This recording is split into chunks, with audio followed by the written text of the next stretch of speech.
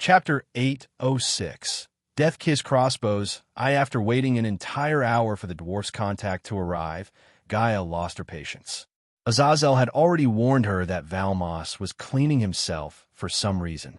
Time to deal with the dwarves, Gaia sighed as she stood up from the floor. With a single leap, she shot into the air and dived down like a breezing wind. No dwarves were able to see her until she broke through the roof. The dwarves were completely caught off guard. They squealed and jumped back like scared cats. "WH the fuck are you? You are trespass dash." The dwarves' words choked as they sensed her cultivation. Gaia waved her hand as a translucent dome appeared around them. The shield prevented any sounds from getting out. She didn't want the dwarves to scream for help. Although she could take down the entire kingdom single-handedly, it was neither her intention nor worth her time. "So which one of you assholes is going to tell me what you sold to Valmos?" Gaia scowled. The dwarves gawked at each other, slowly reaching for the short axes dangling on their waists. 4 talented builders. The dwarves were stupid when it came to battle. They would rather fight an unwinnable battle head-on, without a strategy, than keep calm and plan ahead. Gaia's experience was limited when it came to dwarves. The longest conversation she had with a dwarf was about how to build a defense tower in the floating mountain. Instead of warning the dwarves, Gaia waved her hand as a mighty wind blasted off the dwarves into the walls. The dwarves hit the wall with a thud and fell down, coughing and groaning in pain. Her figure quickly turned blurry. The dwarves saw her completely disappear from their sight. When she returned to where she was a moment ago, the dwarves felt something off. They instinctively reached for their axes, but didn't find them. To their surprise, Gaia dropped their axes to the ground. Then she dragged a chair and sat backward, looking at the trembling dwarves. Their big round eyes glistened with anger and shock. But despite their cultivation difference, the dwarves didn't show any fear like anyone else would have. "The man I am working for wants all of you dead. But I am a merciful and reasonable person. Give me what you sold to Valmos, and we pretend like this never happened." Gaia talked calmly as the dwarves gawked at each other. They were startled, having no idea how the hell did she know about Valmos and the blueprint they sold to him. "Also, Valmos wants you all dead. He would pay me handsomely if I brought him your heads. Either way, I am getting paid. The question is, do you want to live or die?" Gaia's voice became menacing. Still, the dwarves kept their mouths shut.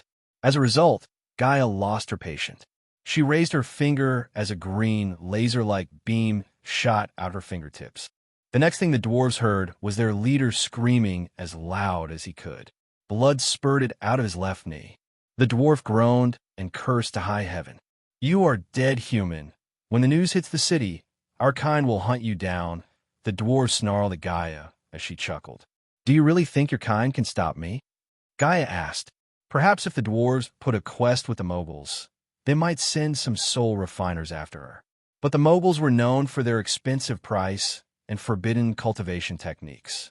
She doubted the kingdom cared enough about some lowly dwarves enough to approach the moguls in the shadows. "Unless you want me to target something you treasure, I suggest you give me what I want." The dwarf leader closed his legs as his heart skipped a beat. Seeing Gaia's fingertip glow, the dwarf leader shouted, Wait. I'll give you what you want." The dwarf leader quickly put his hand inside his robes and threw a yellowish parchment to Gaia. "You had a copy of the plans all this time, motherfucker." His dwarven buddies were not at all happy about the leader keeping a copy of the plan. If they knew this, they could have tried to sell the plan to someone else rather than wasting their time trailing Valmos. While the dwarves were bickering back and forth, Gaia opened the parchment to see a blueprint of some kind of crossbow. "I have to say, I am disappointed," Gaia sighed. When she heard the dwarves being so secretive, she thought they sold something powerful to Valmos. But instead, it was a blueprint of a crossbow. "I can't believe I wasted my time on this." She shook her head disappointedly before putting the blueprint into her space ring. Blueprints and new types of weapons were Michael's thing. Who knows, he might take a weird interest in the thing. After putting the blueprint into her space ring, she stood up from the chair and turned around. She debated with herself whether to kill the dwarves or leave them alive. Honestly, Gaia had no reason to kill them. She could always spin a lie to Valmos about what happened to the dwarves. After a bit of thinking, she decided to leave the dumb dwarves alone. They'll be in the city for a while, so I don't want to see your faces ever again here. Get out. Gaia's voice turned demonic. Her words rang inside their heads until their vision turned blurry. But when she took a step forward to leave the hut, the dwarves made the biggest mistakes of their lives. One daring dwarf threw a pebble at Gaia. It hit her in the head, halting her steps. The dwarves only realized the graveness of their mistake when she turned around with her eyes glimmering with killing intent. At that moment, they knew they fucked it up. Gaia grabbed the chair she was sitting on and dragged it toward the dwarves. While the leader dwarf was screaming in pain, the others frantically looked for something that could be used to fight her. Their minds were blank, as they didn't even think about using spells. Not that they had powerful spells in their arsenal. All their spells were more focused on picking locks, finding valuables, and running away. The drunken whore was just as lively inside as it was on the outside. With neon lights, smoke effects, and dancing dwarves, the place was lit with liveliness. Almost everyone inside was dancing to their heart. Valmos was exhausted after dancing and drinking for an hour without a break. He sat in one of the booths built for VIPs. Purple curtains covered the booth and prevented anyone from outside from taking a look inside. Valmas bodyguards flanked the booth from the sides. A while later, Gaia returned to the place. The dwarven bodyguards stopped her in front of the booth. "Where is he? Let her inside, moron!" Before Gaia could answer the dwarf, Valmas shouted from inside. She entered the booth, pushing aside the dwarf. When she entered the booth, she saw Valmas combing his hair and dusting off his beard. Well, Valmas looked at Gaia, wordlessly asking her about those who followed them.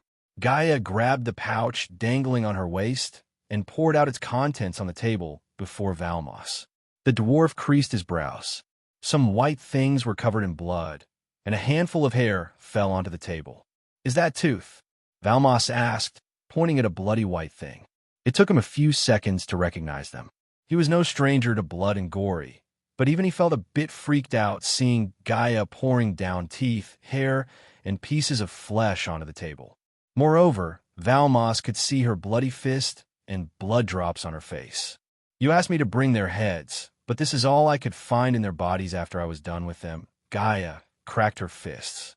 After the dwarf hit her with the pebble, Gaia showed them hell on earth. She broke every bone in their bodies and almost killed them. When she was done with them, the dwarves wished for death. They became an outlet for her inner fury. Luckily for the dwarves, she didn't wish to kill them. Otherwise, she wouldn't have given them healing potions and thrown them out of the city herself. Since she was a pretty convincing liar, Valmas believed her without a doubt. Plus, he had more urgent things to worry about than some stupid dwarves. "You seem tense," said Gaia as Valmas sighed. "That obvious, huh? I have an important meeting coming up. This deal can change my life forever." The dwarf put down the wooden comb beside all the teeth and hairballs. He then took out a small piece of paper and handed it down to Gaia. "I need you to go down there and make sure it's not a trap." "Better to be safe than sorry," said Valmas. Gaia took a look at the piece of paper to see the name of an abandoned warehouse not very far from the drunken whore. This place was located in a relatively unpopulated area with plenty of escape routes if things went south. Whoever chose this place knew their stuff. "Will do." Gaia turned around and left the booth without saying anything about the mole and the bodyguards. There was a possibility that Valmas would call off the deal if he felt cold feet after hearing about the mole. Valmas' schedule must go uninterrupted for her to get closer to the new weapons built by Hontorum. He was their only lead to get those weapons. The human bodyguard looked tense, as he should be, but Gaia didn't do or say anything that could tip him off. After leaving the drunken whore, Gaia headed straight to the meeting spot. Valmas wanted her to make sure it wasn't a trap, and she wanted to equip the place with enough spiders to record their secret deal. Since the streets were filled with dwarves, she could see to the end of the streets. To her surprise, she noticed the carriage with the Guardian Guild crest parked on an alley near a tavern. Coincidentally, the tavern was called the Mountain Guardian. She would have been more surprised if she knew who was staying inside. Noah Winston. Chapter 807. Death-Kiss crossbows, black ominous clouds blanketed the naked sky, with rackety thunder rumbles in the distance. Deafening gusts of wind swept across the grassy plains. The dense, mossy foliage writhed in the murky darkness. The cold wind lashed the oak trees, making them wave left and right. Thunder roared more intensely, and one could feel the storm ready to pour at any moment. The place Valmos asked Gaia to check out was an abandoned warehouse used to store steel beams. After navigating through the labyrinth of streets, Gaia could see the building as well as the smashed windows, splintered wooden doors, and a sea of wilting moths all over the walls. The building towered like a dormant volcano amidst the wilderness, surrounded by an aura of misty malevolence. As she walked closer to the warehouse, she noticed more and more cracks in the wall. It was a miracle this place was still standing. Again, the buildings built by the dwarves were known for their resilience. Even natural disasters had a hard time destroying the dwarven buildings. The meeting was not till midnight. Hence, no one was around the place, which gave Gaia enough time to prepare and rig the place with spiders. The rusty, iron gate creaked loudly as she pushed it open. Rotten planks and rusted steel beams lay on the ground like withering corpses, shrouded by layers of soot and mud. Meanwhile, the sky split open as the heavy downpour throbbed against the thatched roof. The echoing sound of water dripping cut through the eerie silence. Gaia covered her head with a hood. The several holes in the roof let the rain droplets find their way into the building. A fallen wooden beam used for the ceiling hung from the roof, swaying in the wind like a pendulum. The wooden floor snapped and creaked every step of the way. Gaia noticed an open space in the middle of the warehouse, surrounded by various machines. All of them were rusted and on the verge of crumbling down. Dried leaves and spider webs decorated these once great machines. With a flick of her wrist, Gaia let out a bunch of spiders. They crawled into every corner of the building. She looked around the warehouse for a few minutes to see if anyone was hiding to ambush Valmos. Her senses and eyes found no one in the building. Only then did Gaia exit the building. The rain was picking up its ferocity. She barely saw the buildings in the distance through the heavy rain. Since she had to report back to Valmos, she flew straight back to the drunken whore. By the time she reached the place, Valmas' carriage was waiting for her. Gaia had a shield around her that prevented her from getting drenched in the rain. She climbed into the carriage. "There you are. Any hiccups?" asked Valmos. "No. The place is clean, as far as I can tell. Just keep the teleportation scroll close to your chest in case things go south. I pay you to keep things from going south. What good are you if I have to use a precious teleportation scroll every time there is trouble?" Valmos growled. "You pay me to keep you alive. By the look of it, I'm doing a good job. Besides, you can't bitch about trouble when you are one of the most wanted weapons dealers in the continent." Valmos couldn't argue with that logic. After some bickering, the carriage headed toward the abandoned warehouse. The clattering sound of rain hitting the carriage roof kept them company. Thanks to the paved roads, the ride was quite comfortable and less bumpy. Eventually, the party arrived at the warehouse, and this time, there was another carriage waiting in front of the building. "They are here," Valmos mumbled after stepping out of the carriage. Gaia saw no crest or words on the carriage that could be used to identify the party inside. Instead, the carriage was painted with pure red and no words. She walked beside Valmos along with the other bodyguards. As she got closer to the warehouse, she sensed more and more powerful beings inside. They were too powerful to be dwarves. Gaia quickly willed her mind to show the feed coming from the silent drone inside the warehouse. To her surprise, she saw a group of orcs waiting for them inside. Not in a million years, she expected the orcs to come to a weapons deal. Despite their grotesque, terrifying looks, the orcs were a peace-loving race. So Gaia wondered what made the orcs meet Valmos of all people. The door creaked open as the dwarves pushed the steel door. There were wooden crates stacked upon each other beside the orcs. These orcs looked different from those she had met in her life. The orcs tend to keep their bodies void of any inks or tattoos. On the contrary, the orcs in the warehouse filled their bodies with paints and weird designs.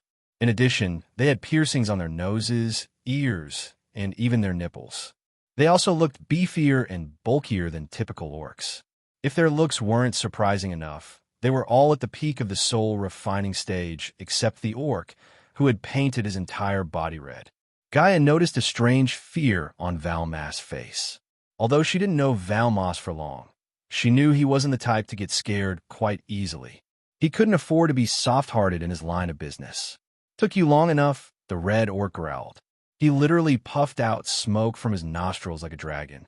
It was quite strange and terrifying. Gaia hoped these weird orcs wouldn't find out her true cultivation level. Not that she was afraid of them, but she didn't want the deal to go sideways until she learned more about the weapons built by Hontorum.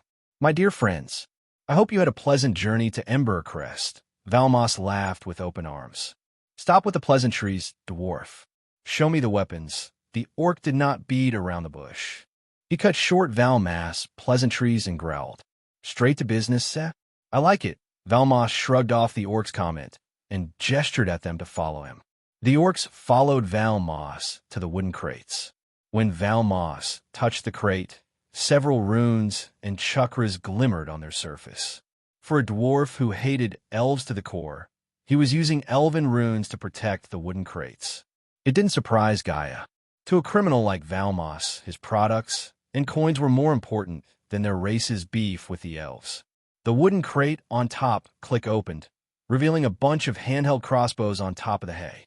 These crossbows looked precisely the same as the crossbow Gaia saw on the blueprint. Now she was curious about these tiny crossbows. Judging by the look of them, she couldn't help wondering what they were capable of. As promised, I present you the Death Kiss crossbows. You can change the name however you want after buying them, said Valmas. 10,000 apiece. I have a total of hundreds of them made for you. As I said in the letter, the blueprint is sold separately. It will cost you 10 million. Before that, I need to see if the weapon does what you claim it would, said the orc. Valmas creased his brows. I didn't bring any poor saps, said Valmas as a strange, devilish grin emerged on the red orc's face. Let me take care of that, said the orc. He then clapped his hands as the steel door opened once again. They all turned their gazes at the door to see two orcs dragging a few sacks through the muddy ground. The sacks moved and groaned. Each sack contained something alive, squirming inside. For some reason, Gaia had a bad feeling. The orcs picked up the sacks one by one and tossed them a few meters away from Valmas and the orcs. One of the orcs who stood behind the red orc went to the sacks and untied the top. What jumped out of the sacks was none other than the dwarves Gaia, almost beaten to death. These stupid dwarves managed to get caught by the orcs. She explicitly made it clear to go through the forest and escape the kingdom.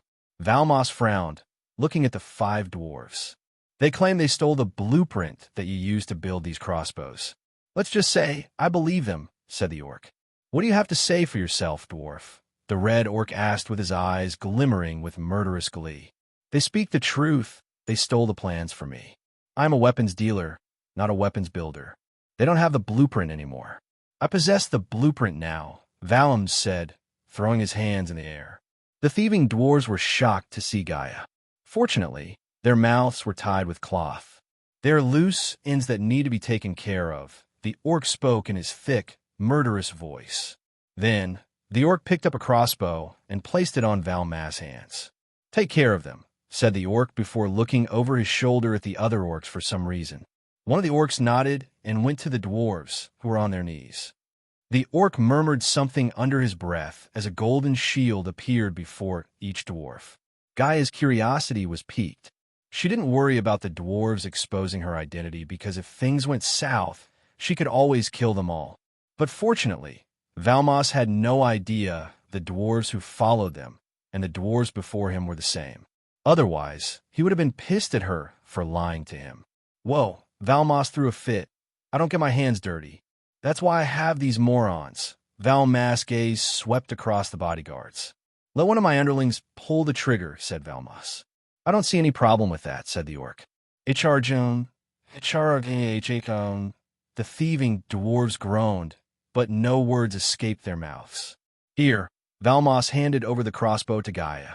Then he looked at the orc as he nodded. Only then did Valmas take out a steel ball the size of a grape and give it to Gaia. Put that in here, Valmas pointed at the hole on top of the crossbow. When she brought the steel ball close to the hole, An invisible force pulled the steel ball inside. "Kill them all," said Valmos as the thieving dwarves groaned louder. The fear for their lives flashed across their eyes. Gaia raised the crossbow, aiming at the dwarves. The crossbow was surprisingly lighter in weight, and she really wanted to know what it could do. "Come on, pull the trigger," Valmos urged Gaia. Chapter 808 Invitation to Han Torum Auction Death Kiss Crossbow was a masterfully crafted crossbow with a rare sample of willow. Its string was made from deluxe wolf sinew. The wolf sinew was a fairly rare material around these parts of the world. The crossbow's limbs had been decorated with ebony details and ended in long points ornamented with delicate decorations. The stock was wrapped in dark leather and decorated with sigil decorations. In the hands of a master archer such as Gaia herself, this crossbow was capable of firing arrows up to 200 meters while still retaining lethal power. The appearance of the crossbow suggested master craftsmanship. Whoever built the crossbow had to be at least a 4-star blacksmith. Gay held the crossbow firmly in her hand as her index finger brushed the trigger. With a single pull of the trigger, Gaia could find out why the orcs were so interested in this crossbow.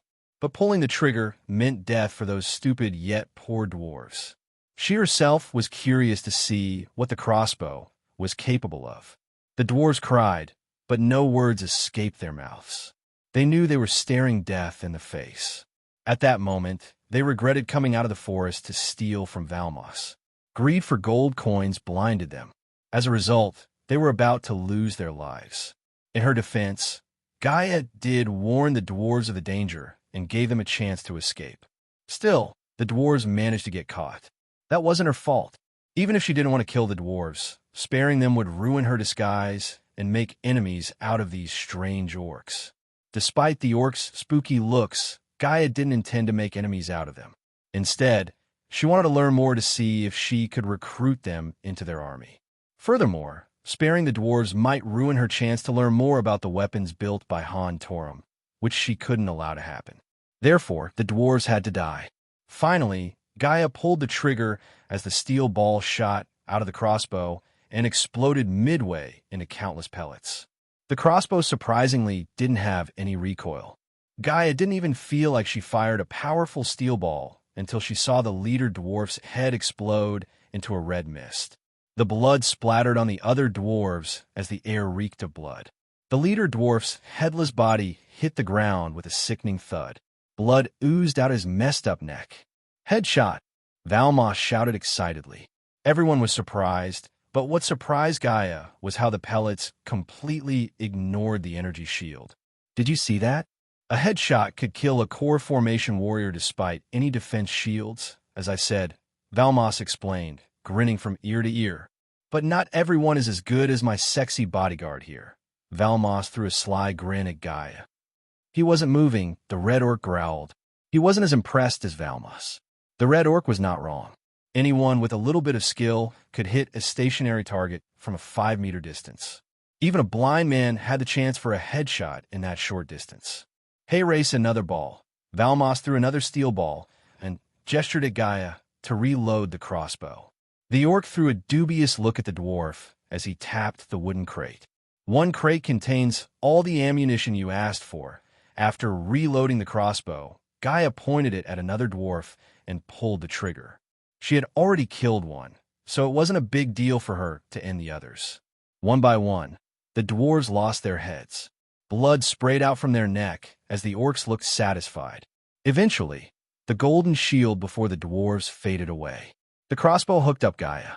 She didn't use a bit of energy, yet she killed 4 body strengthening stages and 1 core formation warrior despite the energy shield. Now she realized why the orcs were interested in the crossbows. Although Gaia didn't believe these crossbows could do anything to anyone above core strengthening stage warriors, these crossbows could change the tide of war, since most wars were fought by soldiers who were mainly at body strengthening stage. When 2 powerful cultivators fought, the Guardian Guild would interfere to broker peace or one of the Great 8 clans. On the contrary, when 2 kingdoms went into war and thousands of soldiers fought, the Guardian Guild ensured the battle was fought in a controlled environment. For instance, When the Duke of Flamefair waged war against Pentown and Icefair, the Guardian Guild did nothing. Gaia had already decided to bring the blueprint to Michael and mass-produce these crossbows. Knowing Michael and his talent for building powerful stuff, Gaia was confident he would make changes to the crossbow and build something extraordinary from the blueprint. After she killed all the dwarves, the Red Orc threw a silver ring at Valmos. The dwarf licked his lips, looking into the space ring. Wonderful, the dwarf clapped his hands together. He then took out a parchment worn out by the time and handed it over to the orc. The Red Orc opened the parchment, took a look at it, and nodded at Valmos. Pleasure doing business with you. Now, what about the thing I asked? Valmos kneaded his hands as though he was waiting for something from the orcs. The orc put his hand into the belt around his waist and pulled out a golden card with some letters embossed on it. This will get you inside. Remember, this is the invitation, and whoever holds it gets the right to participate in the auction, said the orc. Gaia glanced over Valmas' shoulder at the golden card. Although the words embossed on the card were nearly unreadable, she was able to make out the word Han Torum. Connecting the dots, Gaia realized she was one step closer to getting the weapons built by Han Torum. The Red Orc signaled his underlings to carry the wooden crates and follow him to the carriage outside. While the orcs were clearing out the crates, Valmos stared at the golden card in his hand with his eyes sparkling. Eventually, the orcs left the warehouse with the crates, leaving Valmos and his bodyguards behind. Gaia waited until the orcs were completely out of the area. Then, she took a step forward, snatching the golden card from Valmas' hand. "H-E-Y," the dwarf shouted. Gaia completely ignored him and read the words on the card. Place, the Lily Hall. Time, morning 8 on the 10th. Gaia read the words as the bodyguards tensed.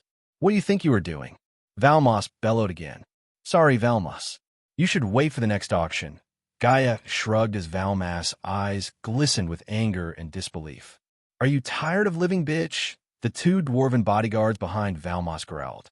Instead of answering the dwarves, she just closed her eyes as her silver armor faded away and the black Dark Queen armor replaced it. When the transformation finished, the dwarves took a step back. Valmos was terrified. As a weapons dealer, he was aware of everything that had been happening throughout the world. So naturally, he knew everything about the Dark Lord and his better half, the Dark Queen. The dark armor and the red flaming eyes were dead giveaways. The human bodyguard, on the other hand, collapsed to the ground in utter fear. Even in Aur, many humans were scared shitless of the Dark Lord, especially those who migrated to Aur from Azair. "The Dark Lord wants this," said Gaia in her demonic voice. She released her suppressed aura of a half-immortal. As soon as they felt the overwhelming power, they trembled before her. Valmos was speechless. He may not have been as afraid as the human bodyguard of his, but her half-immortal power left him no choice other than to hand over the invitation he had worked so hard for. He had to call in all the favors to meet the orcs and get the card to participate in the Han Torum auction. Every fiber in his dwarven body told him to unsheath his battle axe and chop her head off. However, he was not stupid enough to do so. "Can I come with you as your +1? Valmos tried to negotiate with the Dark Queen. He couldn't let go of the golden opportunity to participate in the auction. "You could." Gaia rubbed her chin as a smile merged on Valmas' face. But the next words that came out of her mouth froze his smile. "But you'll be dead by then," said Gaia. She was nonchalant. Before they could react, a thick green smoke enveloped them. Immediately, the dwarves and the human bodyguard began to cough. Blood dribbled from every hole in their bodies. Their eyes widened as they turned jade. Soon, their bodies began to melt down like wax statues in heat. One less weapons dealer for the world, Gaia snickered. No one would shed a single tear for Valmos. Instead, the world would be a better place without him. From this point onward, there wouldn't be anyone to sell weapons to both sides and kindle wars between kingdoms. After killing them, Gaia put the invitation into her space ring. "Azazel, it's done," said Gaia to Azazel through the earpiece. "The Han Torum is going to sell their weapons in an auction. I think Noah or one of his underlings will participate and bid for the weapons. You may want to return to the castle and pick a dress for the occasion, my lady, said Azazel. Usually, Gaia hated wasting precious gold coins on expensive dresses like the other noble women. But this auction was something special. If Noah or the Guardians were attending the auction, she needed to be there. For some reason, she doubted she could steal or destroy the weapons built by one of the Great Eight clans. She must attend the auction and see who buys the weapons. Unfortunately, the Dark Lord's castle was short of gold coins. Therefore, Gaia planned to steal the weapons or destroy them from whoever buys them in the auction tomorrow. Meanwhile, inside the demon's grave, Michael was sitting before a campfire with Fedora by his side. The demon's grave darkened as he heard countless creepy noises in the distance. After roaming around the place for 2 days, he had grown used to the sounds. Get some sleep. I have a feeling tomorrow is going to be a long day, said Michael. Chapter 809, Armored Salamandipede. After resting at the fire for a few hours with Fedora, Michael resumed his journey through the demon's grave. Instead of buying the map of the demon's grave, Michael wandered aimlessly. Eventually, he came across a meadow that looked as if it was stripped out from the pages of a storybook. The grass was Eden green and thigh-high to a thrush. There was a volcanic mountain in the distance that had peaks that looked as cruel as a hag's teeth. The mountain looked off in some mysterious way. Yet again, everything in the demon's grave looked eerie, especially when a thin veil of mist was covering them. Compared to the swamps and the dark forest Michael came through, the meadows were a paradise. Except for the white mist covering the meadows, everything else looked peaceful. It wasn't just the sights that pleased the senses, but also the air had a tinge of sweetness to it. The pitch-black sky above the meadow added an extra charm to the place, and the only light source Michael had was the fuming volcanic mountain in the distance. The lava oozing out of the mountain dimly lit the meadows with its hue of orange. Michael walked through the meadows, gently brushing the grass and flowers with his hands. It was a feast for the eyes. The meadow stretched as far as the eye could see, with no monsters in the near vicinity. Fedora flew out from his shoulder and chased what seemed to be fireflies in a dance of life and death. Almost 15 minutes later, Michael noticed a neon blue ribbon of river running through the meadow. The song of the river was very gentle as it went plinking and tinkling over the gravel bed. Michael halted his steps for a moment and bent down to wash his face with the clear river water. He immediately felt refreshed by the cold water. As he was washing his face, a cold breeze brushed past him. The grass waving with the wind, coupled with the river, sounded like music to Michael's ears. Since Sarba had enhanced senses, he could smell the sweetness of cherry blossoms and the soft caramel scent of flowers in the air. It was so soothing that he wanted to lie down against a mossy rock and drift into a deep sleep. The humidity rendered into dewdrops on the grass. For a few minutes, the sky drizzled, but the clouds soon passed, leaving the grass and earth to steam gently like druid smoke. Michael thoroughly washed his face, head, and the back of his neck. He even dipped into the river and came back to wash off the mud from his robes. The swamp really did a number on his outfit. Fortunately, the river was shallow enough for him to cross to the other side. His target was the volcanic mountain in the distance. The volcanic mountain held 3 items he needed to forge the dark swords. After getting those items, he planned to venture deeper into the demon's grave to change their financial status. But he doubted either of these tasks would be easy. He had the feeling the peace and quiet he was enjoying might come to an end soon. As he expected, he sensed a half-immortal being nearby. The being was on his way to the mountain. Did you sense it? Sarba asked Michael as Fedora flew back to Michael. Michael nodded. Instead of heading straight toward the being, Michael flicked his wrist as several drones materialized above him. All the drones flew in the monster's direction as Michael concentrated on their feeds.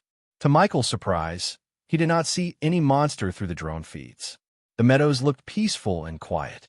I'm not seeing any monster, Michael said to Fedora. It can't be. I sensed a powerful being. Something is there, ghost, said Sarba. He was absolutely certain that he sensed a monster near them.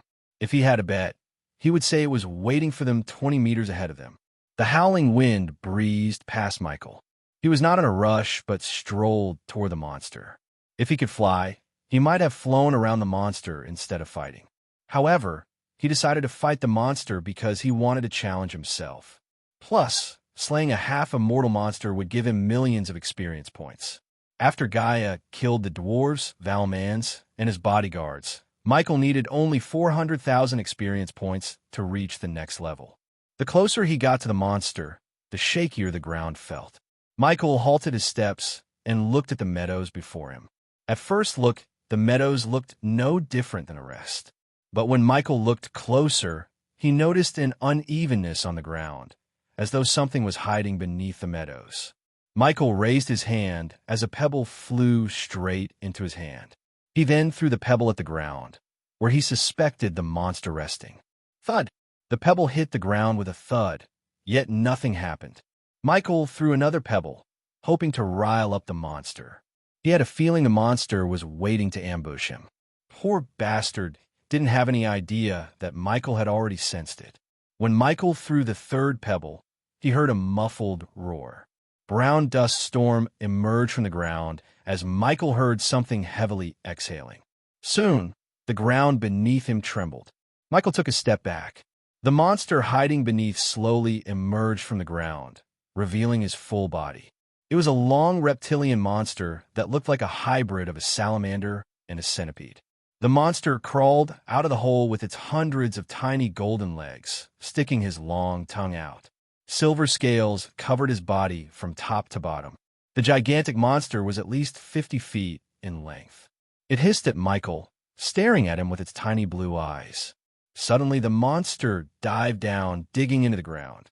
Michael immediately activated his X-ray eyes to locate the creature in the ground. The monster dug its way out of the place where Michael was a second ago, before jumping away. The area suddenly grew darker as Michael cast the death range. Moreover, the cloud of darkness shrouded Michael's body, completing his Dark Lord form. The dark beams shot out of his eyes. To his surprise, the dark beams bounced off the shiny scales covering the monster. The dark beams didn't even put a dent in the monster's body. Someone else would have been shocked and felt discouraged, but Michael felt excited. As a blacksmith, he could do wonders with scales as strong as these. Since gravity restricted him from flying, Michael couldn't use aerial attacks. Hence, he cast the lightning dash to move around the monster.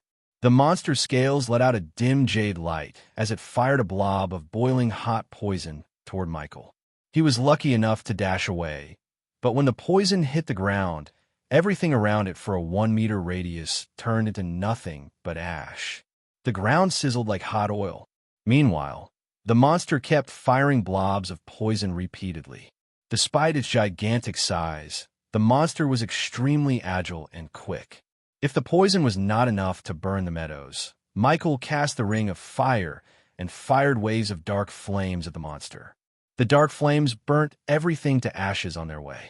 Although the dark beams bounced off the monster's scales, the dark flames managed to burn the monster. It roared in pain, but it didn't suffer much damage as Michael wanted it to. Ignitia. Michael cast the spell as black lightning bolts shot out of his fingertips. The air was electrified with his lightning bolts.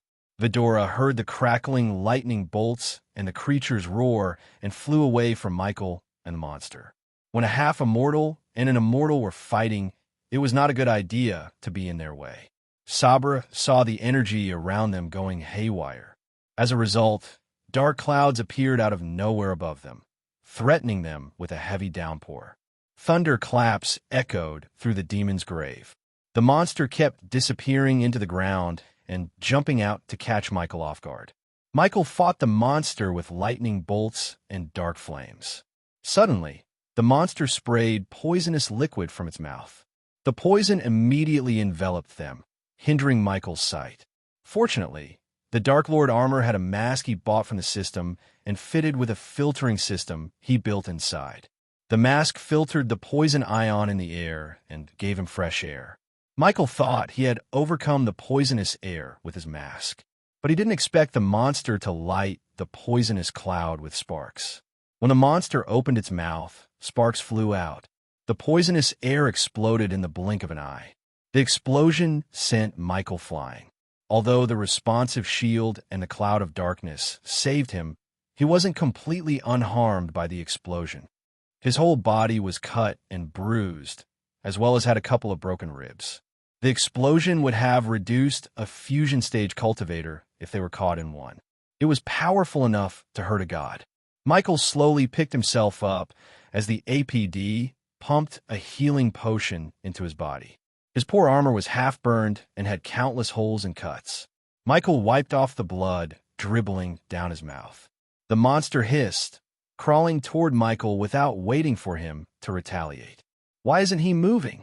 Iag asked, looking at Michael standing still. The monster moved closer and closer to Michael. It opened its mouth wide to bite and swallow his body as a whole. The ground near Michael trembled as the monster moved closer to him. Still, he didn't even budge from where he was standing. The monster was just an arm-reaching distance from him. It raised its body, opening its mouth wide. Iag almost closed her eyes when she saw the monster reach Michael. But to her shock, she heard a loud bang before the monster went flying away. The monster crashed down on the ground. Vidora was stunned.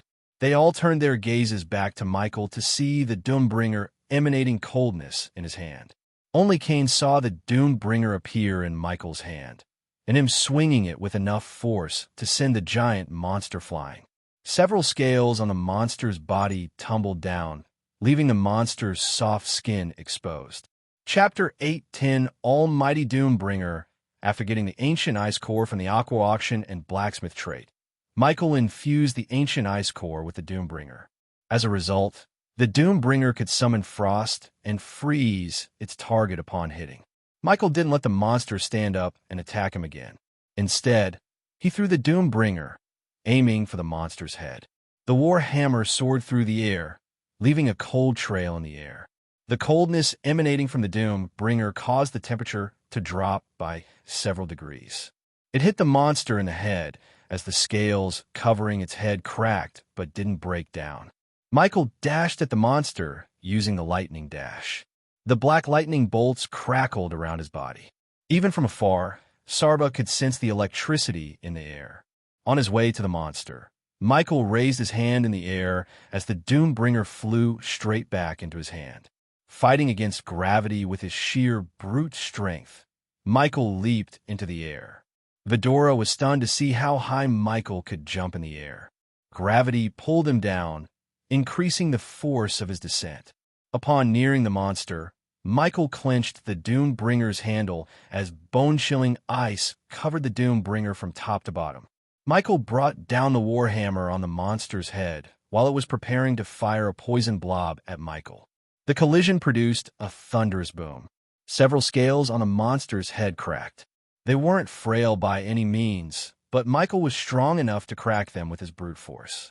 The monsters in the demon's grave defied all the typical rules of the world outside. Usually, a half-immortal would be no match for an immortal. However, inside the demon's grave, the monsters had traits and attribute to match the cultivation power of a higher being. For instance, the salamandipede was covered with silver scales that protected it from even the most powerful spells and attacks. If anyone else at the immortal stage fought the salamandipede, they would have been devoured by now. Its poison blobs were powerful enough to melt down an immortal to jelly.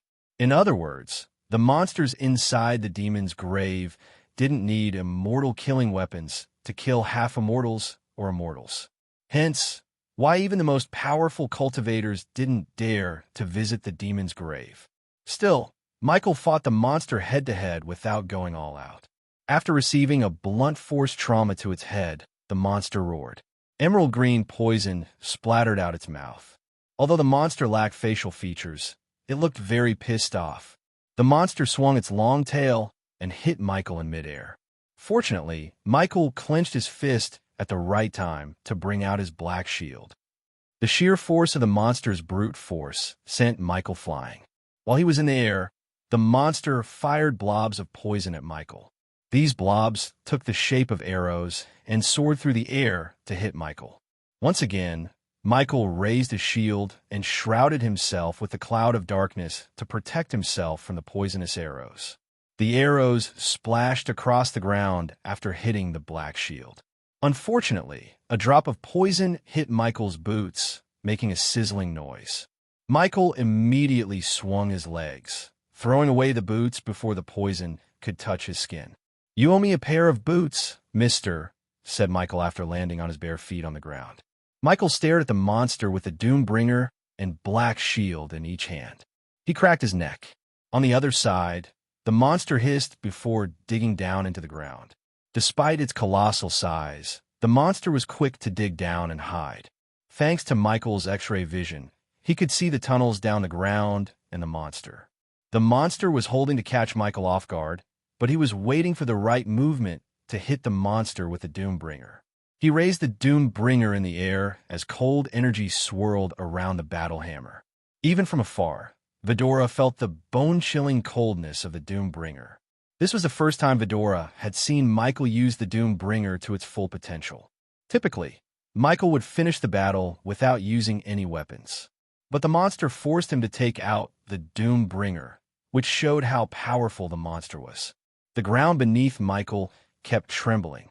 He waited for the monster as it crawled toward him underground.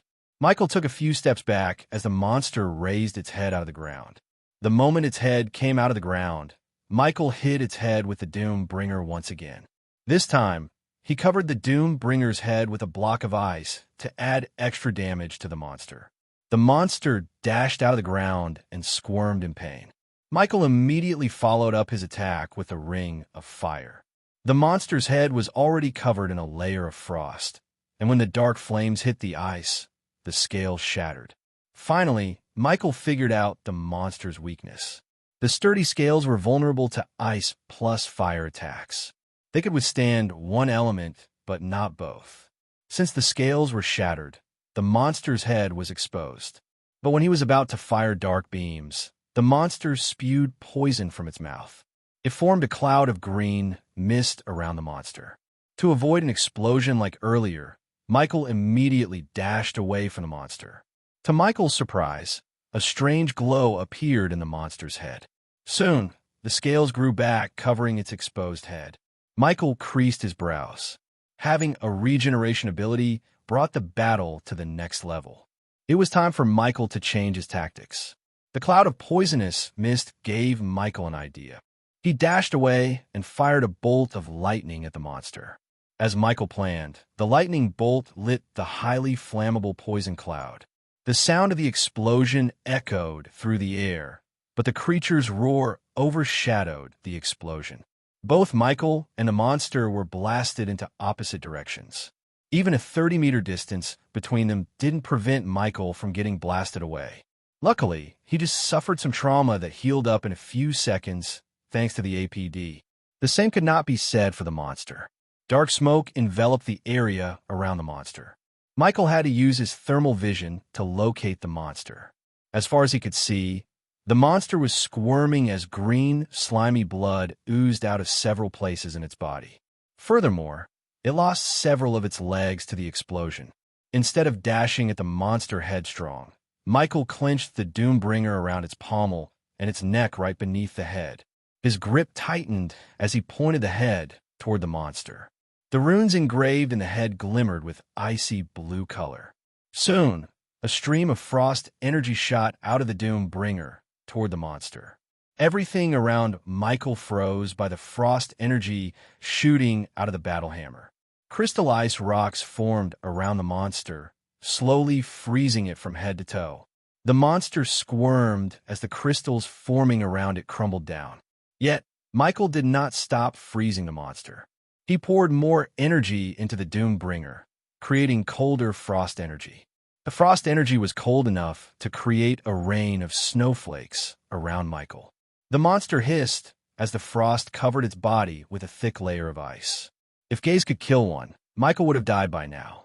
Squirming and hissing did not help the monster.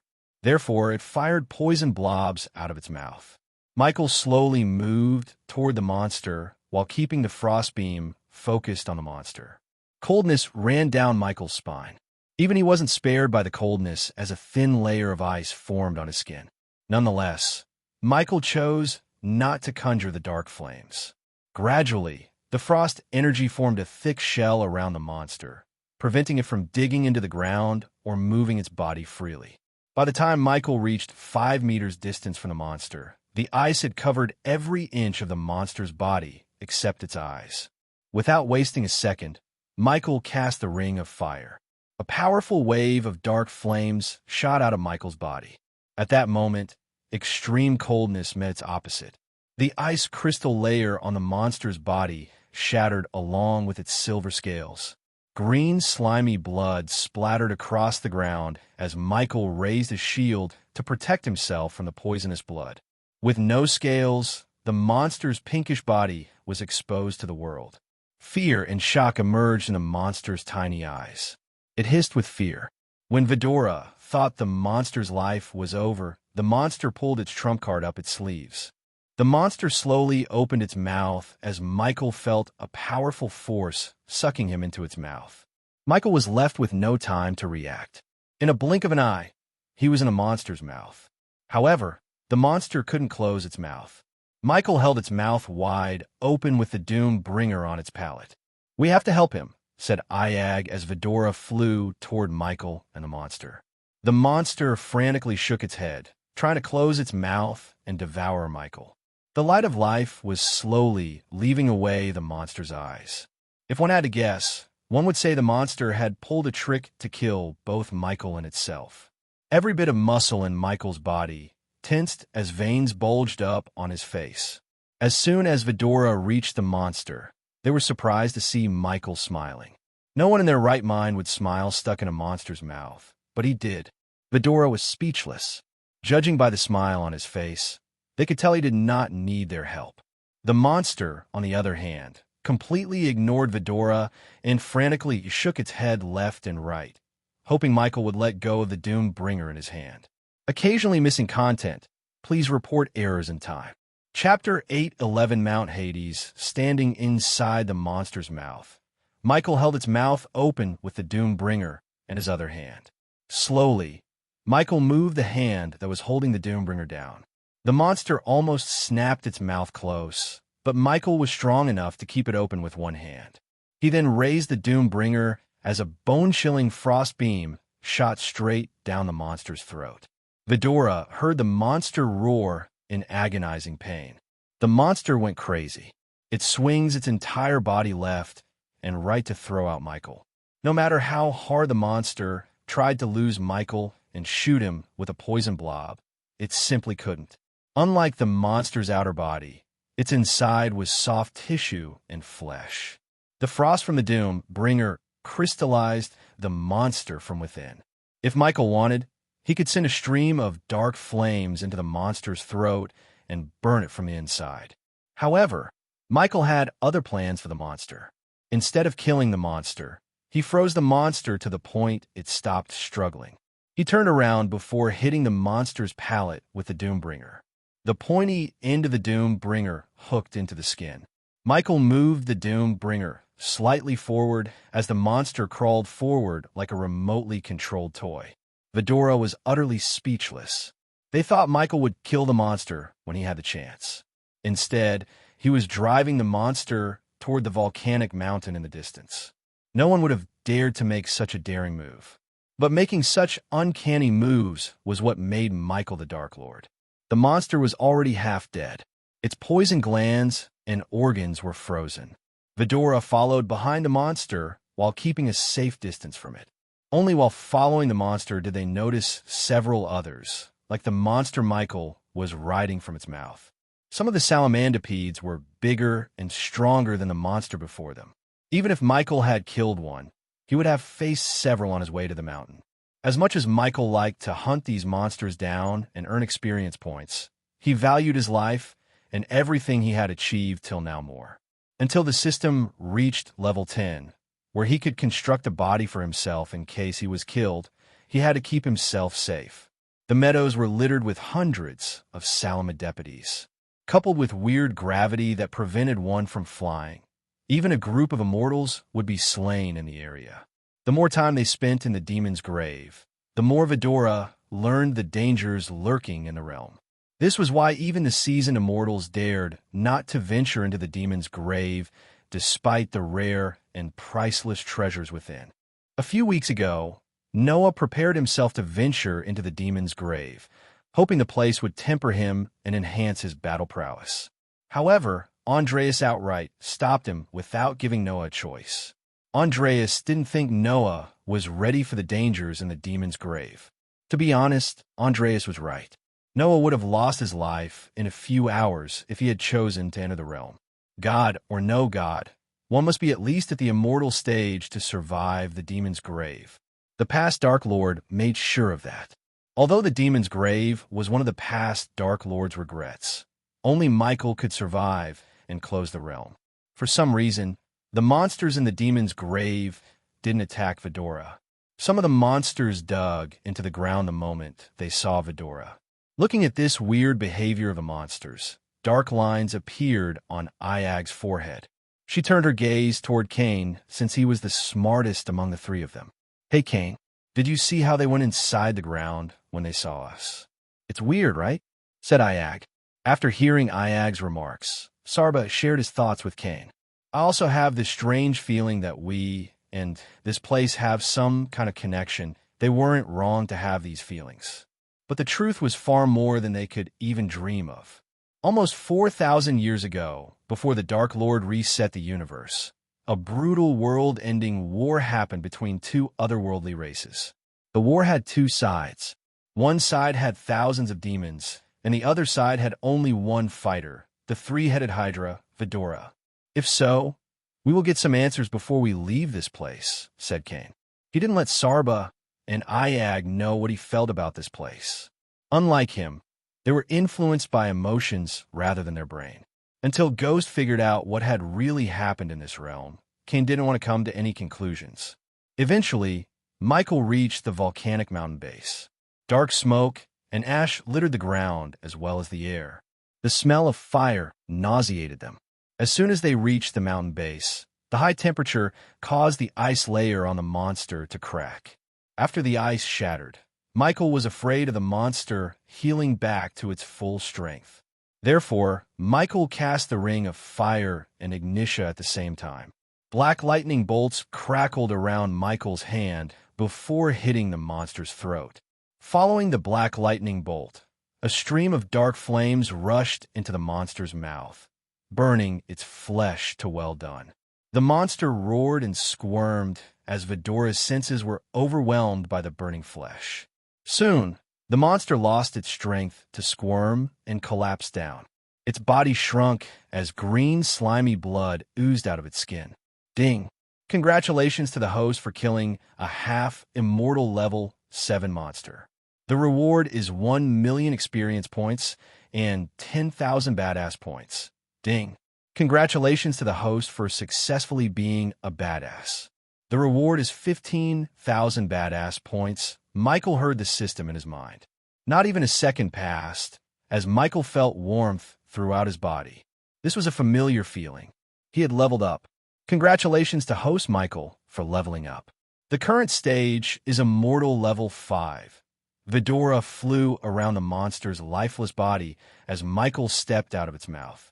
Without even looking around the mountain, Michael squatted down the monster's body and ran his fingers through its scales. After the explosion and fire plus ice attack, the monster lost most of its scales. He fired the dark beams out of his eyes, cutting out the few scales on its body. Vidora saw Michael peeling out the scales with a sickening screeching sound. He seemed unbothered by the blood and gore. On the contrary, he was whistling a strange tune and enjoying collecting the scales. It took him almost an hour to collect all the scales. At that moment, he sat before a pile of scales. Cain counted 34 scales in total. Each of them was diamond-shaped in the size of a grown man's palm. They wondered what Michael could do with so few scales. But after seeing the sorry state of his current armor, their first guess was new armor. After stripping the scales from the monster's body, Michael raised his hand, firing streams of dark flames from his hands. Without the scales, the monster's body couldn't withstand the dark flames. It slowly burned down to a hot pile of ashes and bones. Michael slightly bowed, paying his respect to the monster. When Michael turned around, he saw Vidora staring at him with bewildered looks on their faces. "You have something in mind?" Michael asked, tilting his head.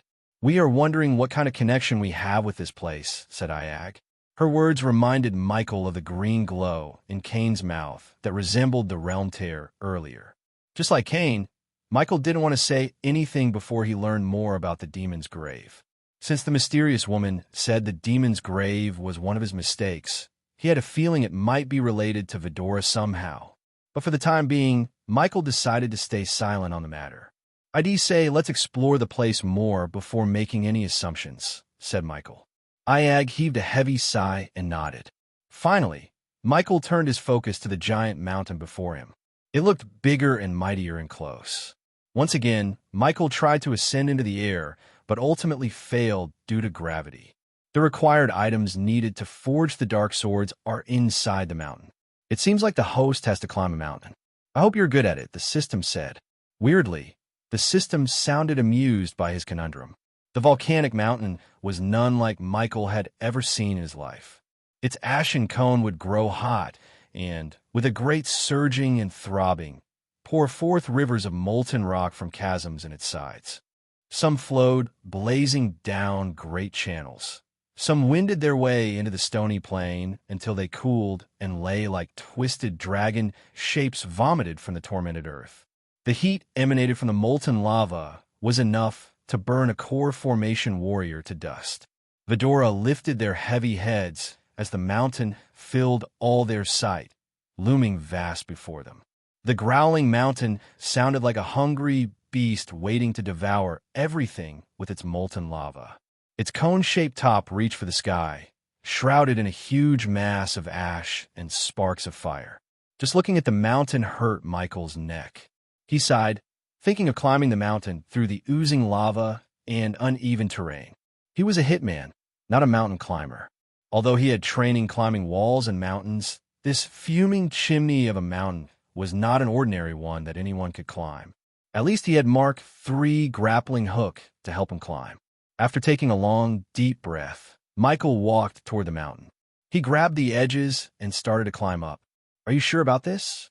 Cain asked Michael. "Don't look down. It might help," said Sarbo with a worried face. "Relax. I got this," said Michael. While Michael was climbing up, a sense of déjà vu hit him. He felt like he had climbed the mountain before, but he ignored all the doubts and focused on the task at hand. Chapter 812 Life with no regrets. Michael grabbed the edges and slowly climbed up the mountain, with Vidora giving him moral support from the air. Some rocks were wet and slippery, while some were rough and easy to hold on to. When Michael looked over his shoulder, everything on the ground looked eerily small. If climbing wasn't hard enough, the air was filled with ash that hindered Michael's sight. The higher he climbed the mountain, the stronger the wind breezed past him. It almost knocked him down every step of the way. After climbing for almost 5 hours, Michael's hands went numb. Michael willed the APD to pump him with a healing potion. Another hour passed as Michael climbed quite higher and finally saw a rock formation sticking out of the mountain large enough for him to sit down. "Careful!" Suddenly, Michael's hand slipped as he hung on the edge with one hand. Vidora flew closer to Michael. If it weren't for gravity, Vidora would have tried to fly to the top, carrying him with her claws. Gravity in the demon's grave defied the usual physical laws. It didn't affect Michael when he was climbing. Instead, it only affected him when he tried to fly. Cain was afraid that if they tried to carry him to the top, gravity would pull them both down to the ground. At that time, all of Michael's hard world would go down the drain. "Arg!" Michael growled as he slowly adjusted his grip and climbed higher. Finally, after great effort, Michael reached the platform. He slowly pulled himself up and sat on the edge. Michael breathed heavily. When he raised his head, his heart sank. The top of the mountain looked just as far as when he was at the bottom. There was still a long way to go to reach the top. Sitting on the platform, Michael was able to see most of the demon's grave. While he was riding the monster, he didn't clearly see how many salamandipeds were roaming the meadows. But now he could see them all. Hundreds of them raised their heads and hissed in the distance. As if the salamandripids weren't enough, he noticed giant bats and a colossal-sized bull in the distance. Even from miles away, the bull looked gigantic. The bull was easily the size of a 6-story building. No monsters dared to get near the bull while it grazed the grass peacefully. "Man, I hope we don't have to fight that monster," said Sarba. He gasped in shock at the sheer size of the bull. "Who knows? We might have to." Michael's words stunned Sarba. "This place tests everything in me. This mountain is just one of the many tests I have to go through," said Michael. He was certain that this place was testing him. Despite the cultivation gap between him and the monsters, he couldn't destroy them easily as he was used to. Not that Michael was weak or nerfed by the demon's grave, but the monsters defied the typical laws of cultivation. Even a fusion stage monster was strong enough to fight a half-immortal because of their attributes. It was as though the demon's grave had tempered them and made them evolve somehow. These monsters showed signs of intelligence. A monster with intelligence was far more dangerous than one with no intelligence at the same cultivation stage. With the right strategy, even a weak monster could defeat a stronger opponent. For a few minutes, Michael just gazed at the realm before him. He collected his thoughts, calming his mind and soul. Eventually, Michael resumed climbing up the mountain with Vidora flying beside him. "Grab here, this rock looks strong." Vidora flew ahead of Michael and found sturdy rocks and edges for Michael to hold on to. They continued climbing the mountain for another hour, and then Vidora noticed something peculiar on the mountain's surface. "Look here," Sabra hovered in the air, pointing at a small rock formation that was sticking out of the mountain with a dot of red paint on it. Soon, they found another ledge with a red dot. One by one, Vidora found several rock formations that could be used as more than just holds. Before Vidora could inform Michael about their find, he fired his grappling hook onto the hold with a red dot. Surprisingly, the grappling hook coiled around the rock and let Michael pull himself higher. Since the place seemed not to have been affected by the past Dark Lord's time resetting array, Michael had a feeling his past self might have left something to help him on his way. Besides, he felt like he had climbed the mountain before. It was definitely his past self who climbed this mount and left these hook points. Did my past self really predict I would climb this mountain again? Michael questioned himself. With the hook points on the mountain's surface, Michael was able to climb faster and faster. But he didn't blindly trust the rock formations, as they might have loosened with time. Therefore, Michael studied the hook points with his eyes before firing the grappling hook. Luckily, none of the hook points betrayed him, resulting in a very painful fall. Yet even with the grappling hook, climbing the mountain took Michael hours. By the time he reached halfway to the top, the place had darkened. With not enough light, Michael didn't dare to continue climbing. Coupled with volcanic ash in the air, Michael could barely see Vidora, let alone the hook points. So he decided to find a platform to rest until the light returned to the place. Right before the last light disappeared, Michael found a platform just big enough for him to sit on. His legs were hanging down along with one hand. The rock barely had enough space for him, but he was not in the position to be picky. Instead of trying to rest upon Michael's shoulder, Vidora chose to hover in the air. The last thing Vidora wanted was for the rock platform to break down when they sat on Michael. "Do you think someone else had climbed the mountain before us?" asked Sarba. "What kind of stupid question is this? Of course someone had climbed this before us. I don't know if someone had climbed to the top, but someone definitely tried. This place has been here for 5,000 years. That's a lot of years." Iag rolled her eyes. Michael had to agree with Iag. Although the demon's grave was treacherous to even immortals, one must be a fool to think the great 8 clans didn't dare to unveil the secrets of this realm. But he wasn't sure how farther they ventured. What must have happened here?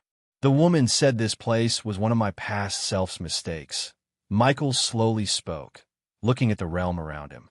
Through the volcanic ash, he saw silhouettes of mountain chains, the bull in the distance, and even a flat land that resembled a lake. He could only imagine the terrors lurking in these places. Suddenly, the mountain trembled. Michael almost bolted to his feet, but the tremors soon stopped. It felt like the volcano inside the mountain was raging to erupt. Gradually, The tremor died down as the mountain returned to its peaceful state. People are going to freak out when they hear, "We entered the demon's grave and survived," said Sarba. Imagine what the Guardians would think. They're going to spin some story and make us the village of it. Iag rolled her eyes.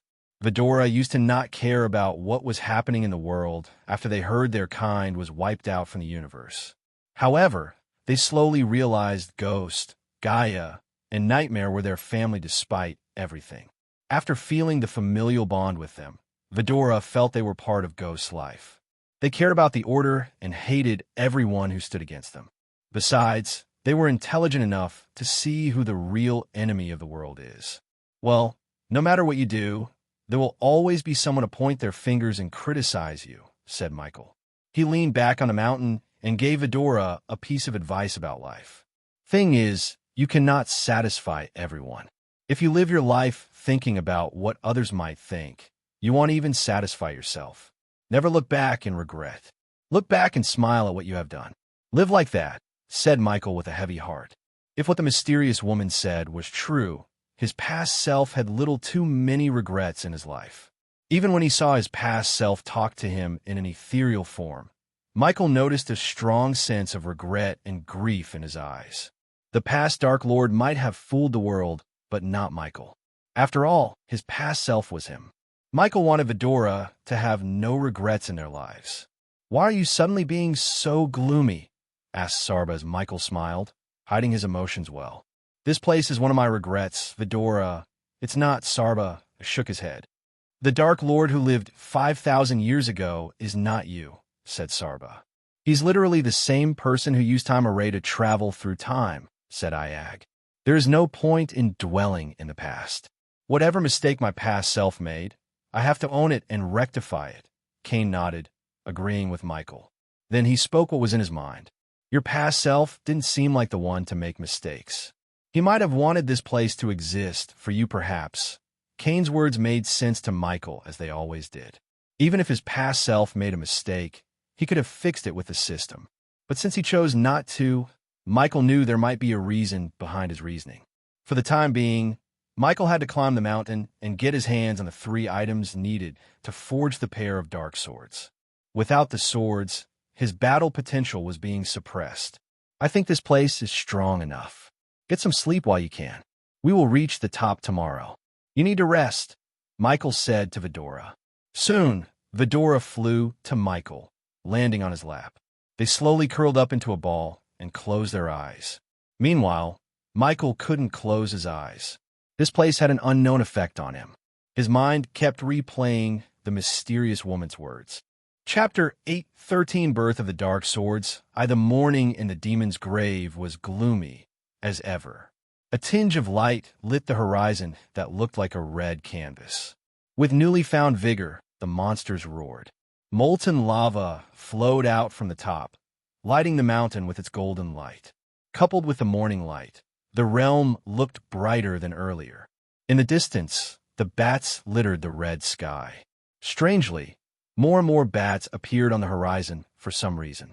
On the other hand, Michael and Vidora resumed their journey toward the top. The higher Michael climbed, the fewer hook points he came across. He hoped to reach the top using only the grappling hook. But on the contrary, he had to use his hands to climb more than the grappling hook. Without looking down, Michael climbed up the mountain. His entire body was drenched in sweat. "Careful," Sarbo warned Michael. Despite the dry air and the heat, the mountain's surface looked slimy for some reason. Grabbing the holds turned out to be a pain because of the slimy surface. Still, Michael carefully held onto the edges and moved up on the mountain. He didn't rush climbing up. Instead, he took every step with caution. Several hours passed in a blink of an eye. He had to use healing potions to keep his hands and legs from going numb. Almost 10 hours later, the top of the mountain became close to Michael. With a final use of his grappling hook, Michael climbed up to the top. After lifting his body to the top, Michael just collapsed to the ground and breathed heavily. Michael's chest rose and fell at regular intervals. Meanwhile, Vidora flew away from Michael and saw a giant hole filled with molten lava. The mountain was like a giant well, except it had lava instead of water. Just looking down into the hole made Sarba head spin. They quickly flew back to Michael and landed on his chest. Just as they were about to ask Michael to stand up, the mountain rumbled. Soon, the lava erupted for a moment, throwing a splash of lava outside. Michael immediately kicked up to his feet. Molten lava glistened on the ground like a gooey orange cake. Iag was tempted to have a taste, but she was not that stupid. Michael slowly walked to the edge and looked down at the boiling lava down. He felt like he was staring at the sun itself.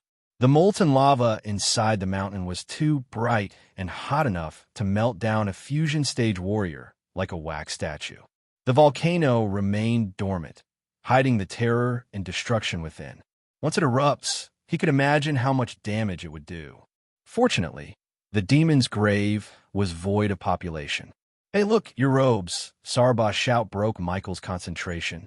He quickly turned around and saw his long coat was on fire due to the extreme heat in the air. Crimson-red flames engulfed his long coat as Michael immediately took it off and threw it on the floor. In a blink of an eye, the flames reduced his once stylish black long coat to nothing but ash. The long coat had been with him since his first day in this world. Vidora saw Michael squat before the pile of ash and grab a handful. "Rest in peace, old friend," said Michael. Even though it was just a lifeless piece of clothing, Michael shared a connection with it. After all, he bought it from the system when he first came to this world. At that moment, he felt like a piece of him had left him. But he could only sigh and buy another one from the system store. For now, he chose not to, as the heat would only burn it down again. At least his trousers escaped the heat, but Michael was prepared to lose them too. Once again, Michael walked to the edge to look around the mountain. According to the system, the required items to forge his dark sword were somewhere inside the mountain.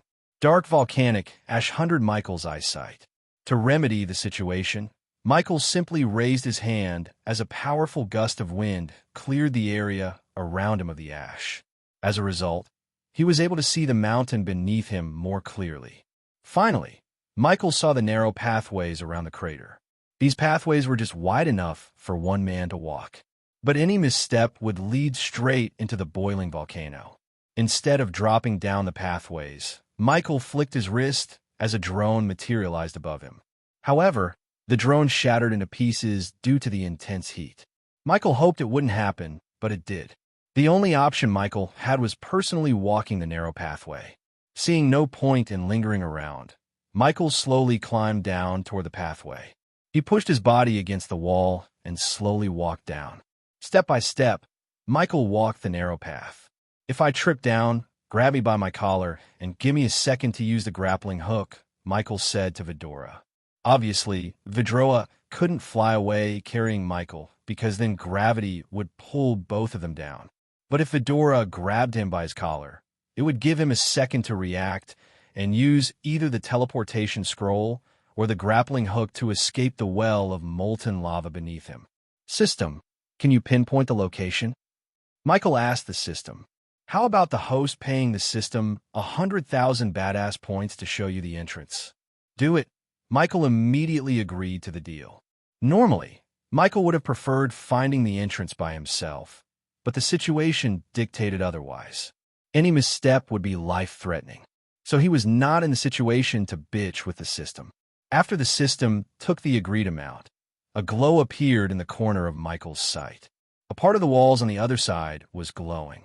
"Try not to fall down, host," said the system. Michael sensed a bit of sick humor in its voice.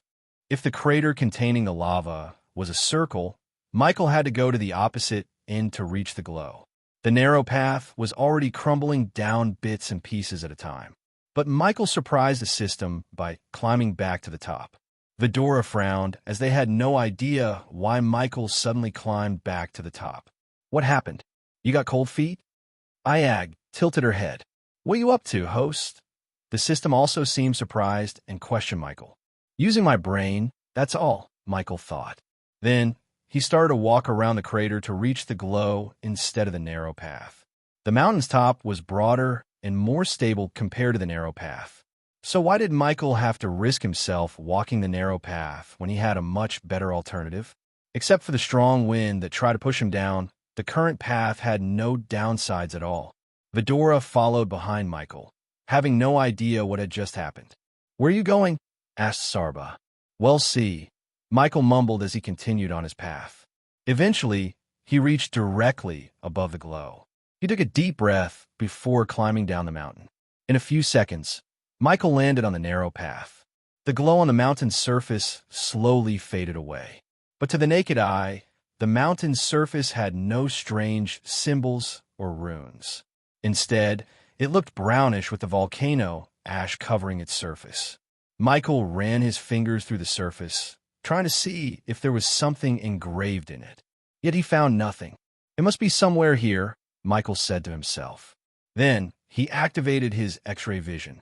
As soon as his eyes turned blue, he saw a dark square on the surface. Michael placed his palm on the dark square. Suddenly, a bolt of electricity ran down his spine through his hand. Sarba sensed the sudden spike in energy around them. Before he could question Michael, the mountain's surface trembled. To Vidora's surprise, the mountain's surface slowly creaked open like a secret door, revealing a dark corridor leading up somewhere. Michael took a deep breath before walking into the dark corridor with Vidora following him behind. After they took several steps into the corridor, the door closed behind them. Everything turned pitch black. "Do you smell that?" asked Sarba, sniffing the air. "What?" "The air. It smells like oil," said Sarba. "He is right," Michael agreed with Sarba. In addition to oil, he could also smell a tinge of metal smell in the air. To light their path ahead, Michael conjured a ball of crimson-red flames. The flames dimly lit the dark place as Michael walked through the corridor. For a while, nothing came across his path. Even Vidora didn't utter a word. Hence, silence took over them.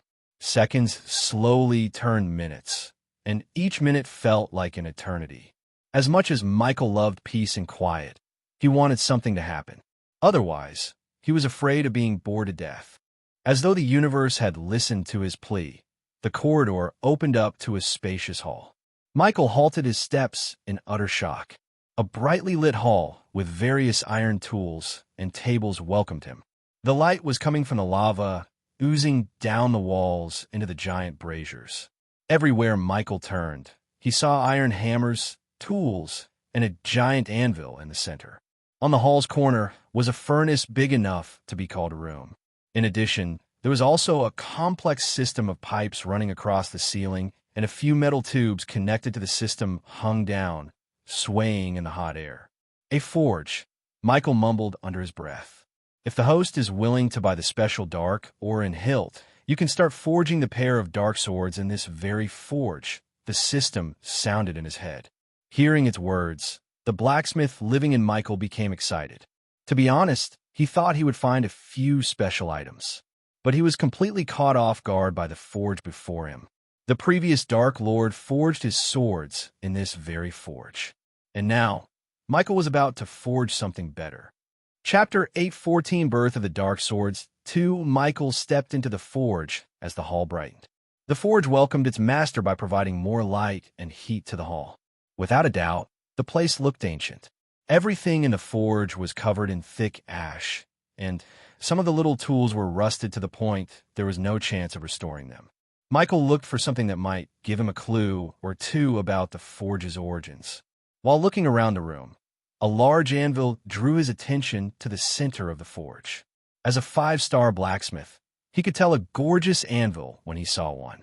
He ran his fingers through the anvil, wiping off the dust on its surface. Excitement coursed through his veins as he saw the vise, a beautifully crafted piece of contraption used to hold objects securely while they were worked on. It was made of a darkish metal and seemed it could hold large and heavy objects as its jaws had a grip that could exert considerable pressure. This forge was a blacksmith's dream come true. Finally, Michael turned his gaze toward the heart of any forge, the furnace. Whoever built the forge chose to build the furnace in the wall and let the smoke go straight to the mountain's top. No one would be able to tell the difference between volcanic fumes and the smoke coming from the forge.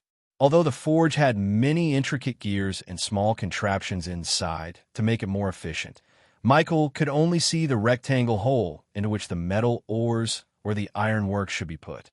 On the side, Michael saw a lever and a rotating button built into the wall. "Pull the lever and see what happens," said Ayag. Her eyes glistened with curiosity, just like Sarba. Michael already had a pretty good guess of what it would do, but he pulled the lever to confirm his assumption. The lever was considerably harder to pull. It took a bit of force to pull down. A normal person had no chance of pulling down the lever, since even Michael had to use his strength. After he pulled down the lever, nothing happened for a while. Then, the forge trembled slightly. The temperature in the air rose by several degrees. A gust of wind shot out of the furnace, pushing out the ash. The furnace suddenly lit up as gooey lava oozed into it from above. It was like hot chocolate, except hotter and brighter, like liquid gold. Michael immediately felt the intense heat from the lava. On the other hand, the rotating button had an arrow pointing up. He rotated the button anti-clockwise, expecting it would somehow reduce the heat. An oven, that was what this furnace reminded him of. After rotating the button, a strong gust of wind mixed with cold air sprayed onto the lava. Gradually, the lava lost its heat and became bearable. "I wonder where that cold air is coming from," Kane frowned. Michael had the same question until he used his thermal vision and found the source of the cold air. His X-ray vision vaguely showed something familiar to Michael, an ancient ice core. "Makes sense," Michael mumbled under his breath. "What is?" asked Sarba. "You asked how the cold air is produced. It's coming from the ancient ice core built within the furnace," said Michael. "Congratulations to the host for finding 3 out of 5 requirements to forge the dark swords." The system's notification inside a golden tab blocked his vision. He was confused for a moment, but after looking around the forge, he realized the meaning of the system's words. So the 3 requirements were anvil, vice, and this furnace? Michael asked the system. The system didn't answer, but its silence spoke volumes. Now that he had a forge, he only needed the ore and the hilt to forge the dark swords. The dark ore and the hilt will cost the host 1 million badass points. The host is 400,000 badass points short of 1 million. The system suggests the host get a loan for 600,000 badass points. Michael sighed inside after hearing the system's words. Most of his badass points went back to the system when he bought the blueprint for the torpedo and dark swords. Luckily, his journey into the demon's grave awarded him enough badass points to reach 600,000 badass points. Still, he needed 400,000 to buy the ore and hilt for the dark swords. "How much do I have to pay you back after the loan?" asked Michael. 700,000 badass points. As much as Michael hated loans, he had to take one from the system. Having a pair of swords that could withstand the dark flames would give him an overwhelming advantage in any battle. His excitement overshadowed his hesitation about taking a loan. "I agree," said Michael as the system immediately gave him an additional 600,000 badass points. For a moment, he had 1,300,000 badass points. This amount was short-lived as the system took 1 million points for the ore and the hilt. A second later, 2 bars of dark metal materialized on the table before Michael. "The hilt will be given to the host at the last steps of forging the dark swords," said the system. Vidora was surprised by the sudden appearance of dark metal bars. They quickly landed beside the metal bars and studied the 2 bars. These bars were as dark as midnight. They were smooth and heavier than they looked. Vidora couldn't even move the bars an inch. "This is heavy," Ayag growled, trying to move the bar with her head. Michael grabbed one bar and lifted it up. "You are right," Michael agreed with Ayag. The metal bar was damn heavy as it made his biceps bulge up. Although the metal bar was the size of a standard smartphone, it weighed at least 200 kilograms. Michael couldn't help wondering how heavy his swords would be. He hoped they wouldn't be as heavy as the metal bars. With the metal bar in his hand, Michael looked around. He noticed a cauldron near the furnace. Vidora flew to the cauldron and carried it to Michael in their claws. "Let's begin." Michael removed his black arm cut and threw it to the side. It restricted his movements. Then, Michael placed the 2 metal bars into the cauldron. After he placed the 2 metal bars into the cauldron, it became too heavy for Vidora to carry. Hence, Michael carried the cauldron to the furnace and hung it above the hot lava. When he hung the cauldron, he noticed a pipe hanging directly above the cauldron. He followed the pipe to the table in the center. Strange enough, there was another pipe hanging with its end open. "Hey, Ghost, look. There's a symbol engraved in here." Sarber raised his voice, hovering beside the dark metal pipe. Michael came to take a closer look at the pipe. As Sarber said, there was a tiny symbol engraved in the pipe.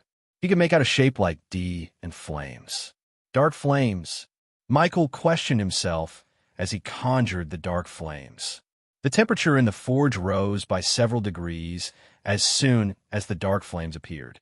Michael pushed the dark flames into the metal pipe. To his surprise, the metal pipe hanging above the cauldron released a purple flame into the cauldron. Somehow, the ancient ice core tempered the dark flames and released purplish flames on the other end. This purple flame wasn't as hot and violent as the dark flames, but it still had the characteristics of the dark flames. The purple flames heated the cauldron in a blink of an eye. Soon, the cauldron turned dim orange on the edges. But when Michael stopped sending dark flames into the pipe, the purple flames stopped at the other end. Michael didn't think he would need to send dark flames to melt all the metals. The hot lava was hot enough to achieve that feat, however. The dark metal required dark flames. Having no other option, Michael sent a stream of dark flames into the metal pipes. Several runes in the metal pipe lit up, protecting them from melting down under the dark flames' intense heat. Several hours passed by in a blink of an eye. When Vidora flew closer to the cauldron, they saw the dark metal bars finally melting down. Surprisingly, tiny crimson-red lightning bolts crackled around the cauldron. They formed from gooey dark metal. Everything around the cauldron darkened as the forge trembled. Michael ignored the tremor and continued to send dark flames into the pipe. As a blacksmith, he knew when to stop sending the dark flames and let the metal cool off for a while. The forging of dark swords was very different from typical sword forging. Almost an hour later, Michael moved away from the metal pipe. Then, he searched for a metal block and found one buried deep under all the rusted tools and metalworks. He carried the block of metal on his shoulder and put it on the table with a loud thud. Due to the forge's heat, Michael was sweating bullets. But he enjoyed himself working as a blacksmith. The metal block was a long rectangle with 3 meters long and 1 meter wide. In addition, it was at least 10 inches thick. Under Vidora's curious gaze, Michael fired dark beams out of his eyes and created a sword shape hollow in the metal block. The shape was neither too long nor too short. After the metal bars melted, he would have to pour the liquid metal into the shape and harden the metal. Since he was about to forge 2 swords, Michael found another metal block and repeated the process, except the second sword was just a few inches longer than the first. As Michael was preparing everything to forge his new swords, the braziers around him flickered. Michael put down the tongs and looked around the place. For some reason, the flames above the braziers dimmed out. Then, Michael felt everything go dead silent. To Michael's surprise, a holographic image of himself appeared right above the table he was working on. "Welcome to our forge," said the Dark Lord. Chapter 8:15. Birth of the Dark Swords 3. The sudden appearance of the past Dark Lord surprised Michael. But deep down, he expected the Dark Lord to leave a holographic recording of himself. The moment Michael stepped into the forge, he felt like he owned this place. For a few seconds, the Dark Lord's image flickered in the air. The device he left had been lying dormant for thousands of years. It was a miracle the device was still in working condition. "I knew you would find the forge. Listen carefully. By the time of this recording, I don't know how long this message will last or when you will reach the place," said the Dark Lord. He talked to Michael with his hands behind his back. Unlike earlier, the Dark Lord looked relieved and even had a smile on his face. "I have made some mistakes. That's what makes me human. But soon, everything would go back to normal. I hope you have found some of the armor pieces I left behind. Find them all and forge yourself a new one. Trust me, you will need it soon. I know you will feel frustrated by all the cryptic messages. To be honest, I do too. But this time array and time travel are not as simple as we think. Even now, I can't tell you my whole story as much as I want to.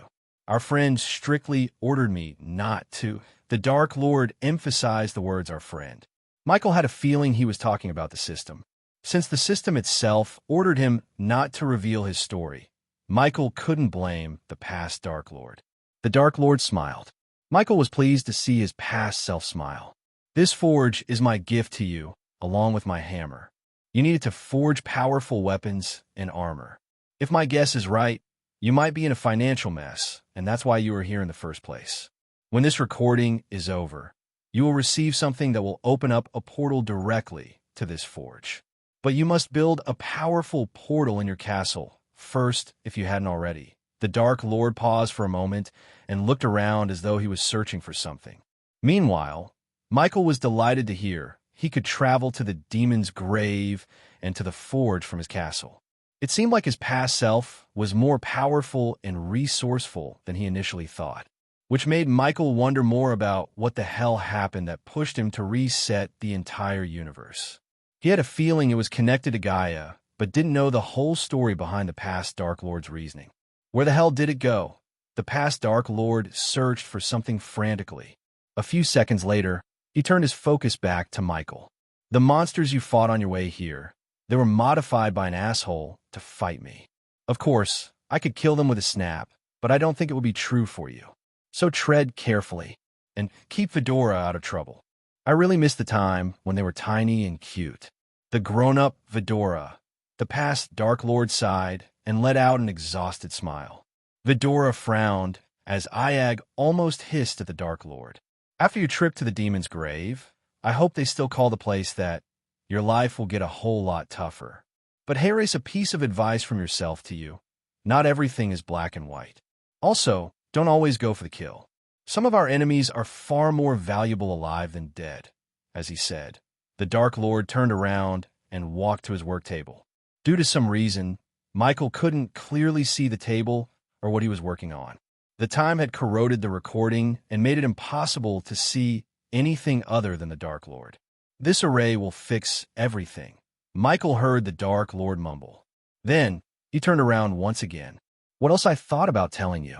The Dark Lord rubbed his chin for a moment. Ah yes, the Dark Lord snapped his finger, showing his sudden realization. Finish your castle as soon as you can and spare no expense. You have no idea how many tried to penetrate mine and lost their lives. Sooner or later, you will get tired of all the killings. The Dark Lord paused as his expression grew darker. Don't get tired, because you're just starting your life as the Dark Lord. Always provide a reason for the people to fear you, my lord. Suddenly, Michael heard another voice. It sounded wise and elderly, but he had heard this voice before. Eladir. Michael frowned. He sounded old, very old. Are you recording another message for yourself again? Eladir asked the Dark Lord like a strict father. Unfortunately, Michael couldn't see Eladir in the recording. Hey, is that Eladir I am hearing?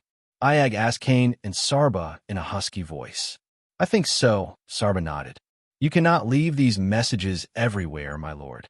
It will create unwanted branches in the timeline. You already took a big risk by breaking down your armor and leaving them behind. Who knows what catastrophe it's going to bring? Eladir yelled at the Dark Lord. Look on the bright side, Eladir. We won't be here to see it. The Dark Lord shrugged. Come on, finish what you are doing. We have a lot to do in a short time, said Eladir. You became grumpier with age. Relax and give me some time alone with myself. The Dark Lord looked over his shoulder and winked at Michael.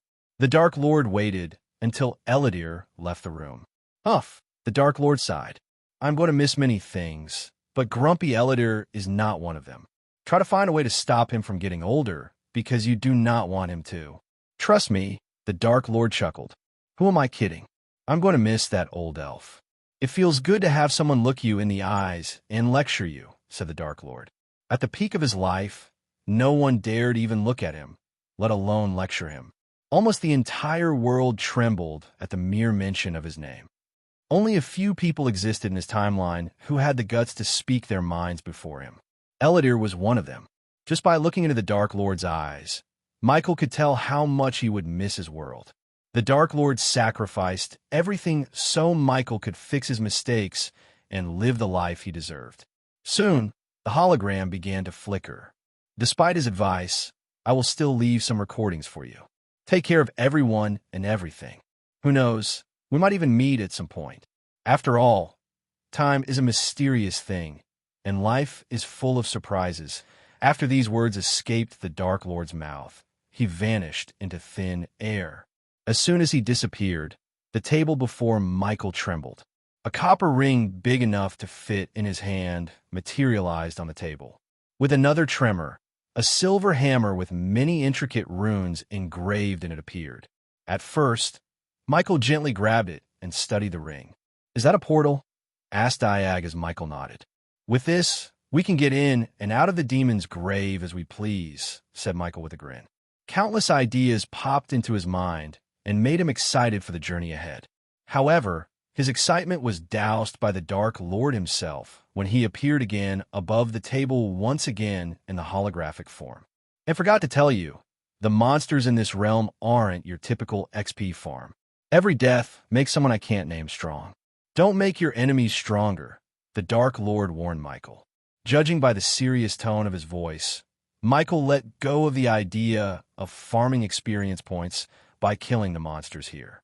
What did he mean by XP farm? Sarba asked his siblings, but they seemed confused as a child lost in a parade. After warning Michael, the Dark Lord's figure completely vanished into thin air. The Dark Lord left Michael with more questions than answers. For instance, Michael wanted to know who created these monsters in the demon's grave, as well as how he would grow stronger with the death of each monster. The more time Michael spent in the realm, the more he realized there was more to this place than meets the eye.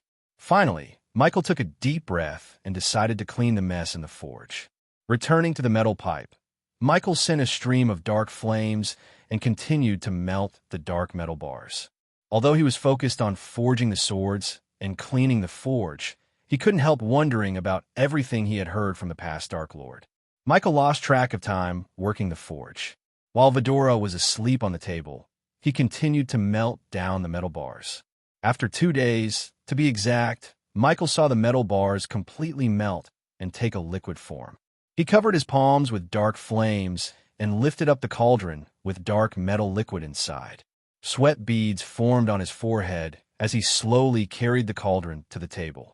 When he reached the table, he slowly poured out the black liquid into the metal block with the sword-shaped hollow.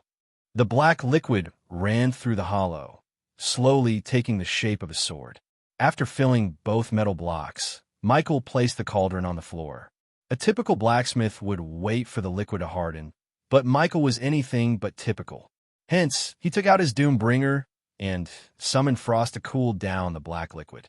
The black liquid sizzled as tiny red lightning bolts cracked around the metal block. Somehow, the dark metal created these tiny lightning bolts. These lightning bolts crackled around the black liquid like tiny guardians. Michael focused the frost beam toward the black liquid, tempering the metal. Even with the frost beam, the black liquid took hours before slowly starting to harden. He then grabbed the hammer, preparing to douse the dark swords into hot lava and shape it up. Chapter 8:16. The dark swords. Several hours passed in a blink of an eye. At that moment, the forge was filled with the sound of a hammer hitting the metal. Michael was alone in the forge, peacefully forging his dark swords. Vidora was asleep after helping Michael clean up the forge.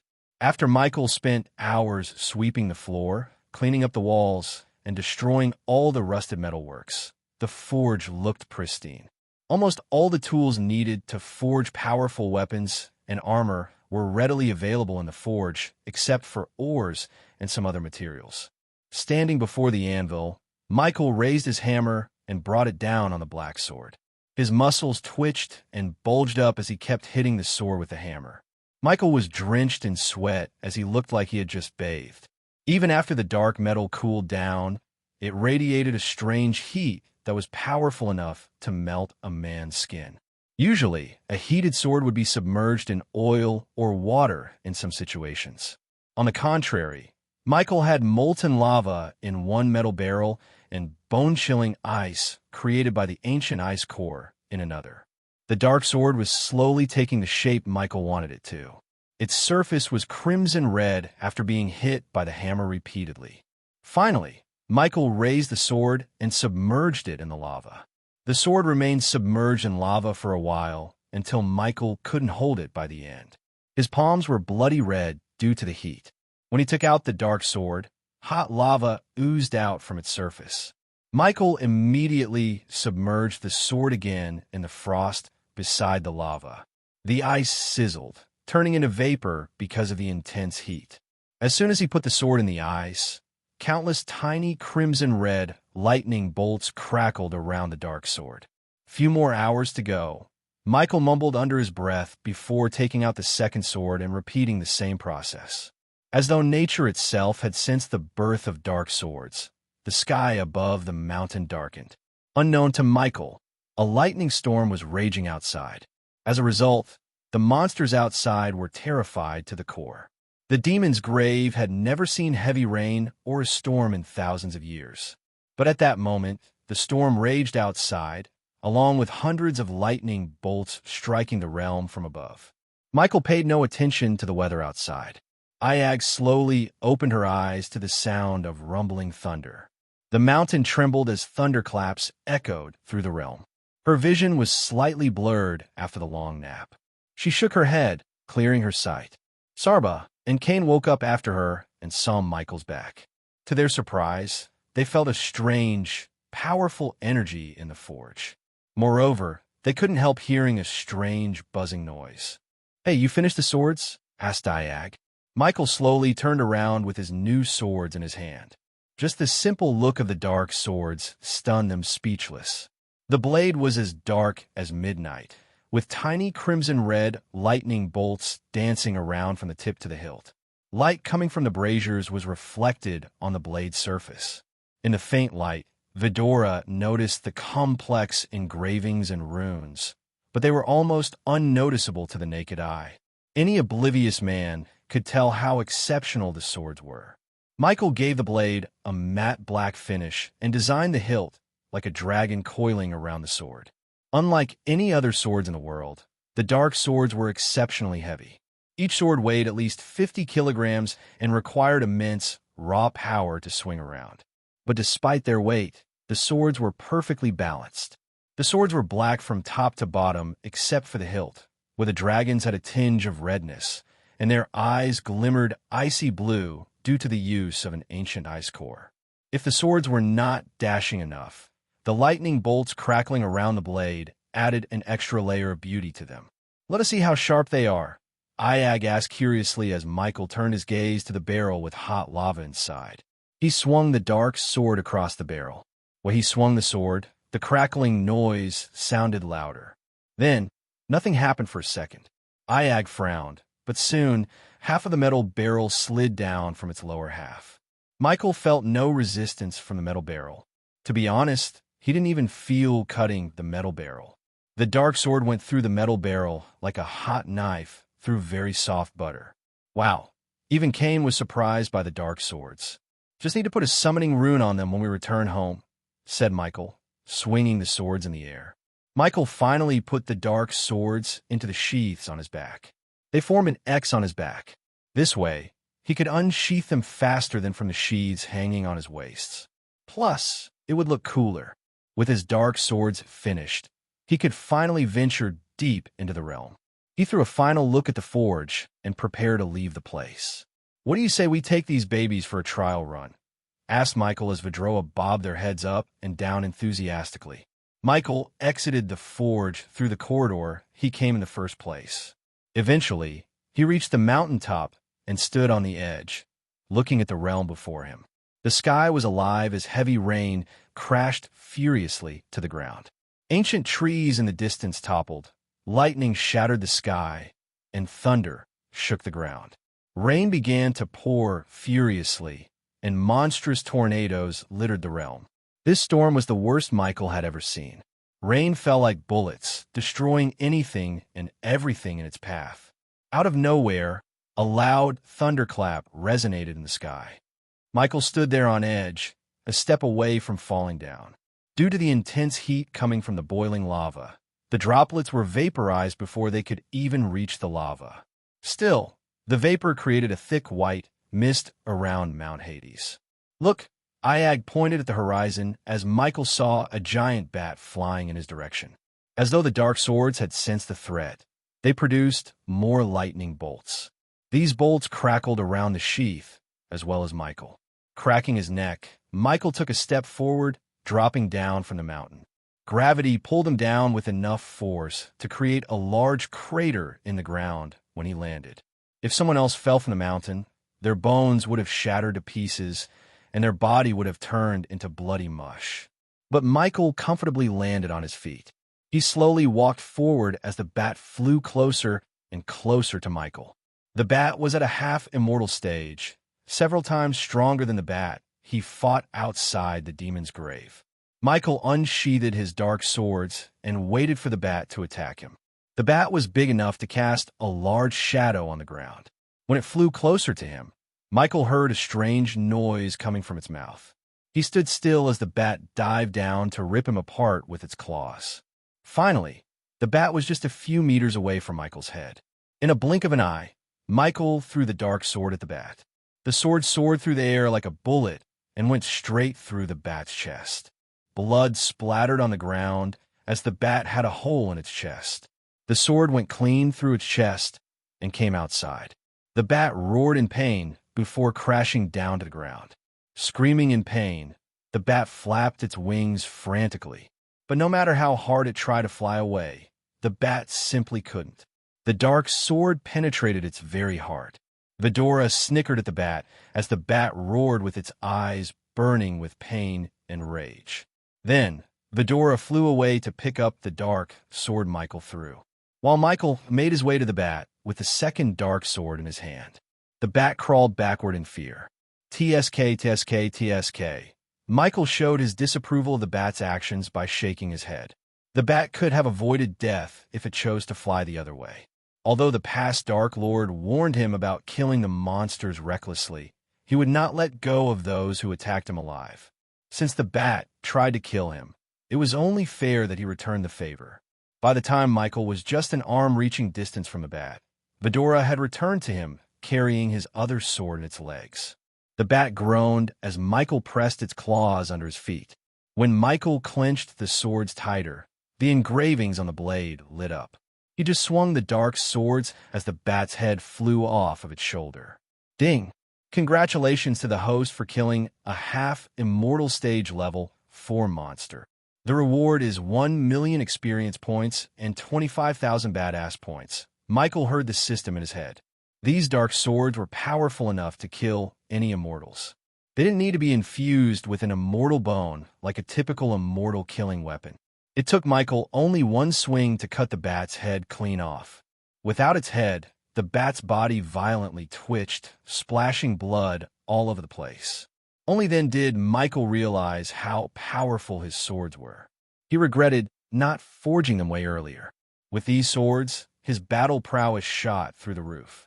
Vidora was stunned to see the dead bat on the ground. The battle literally lasted for a few seconds.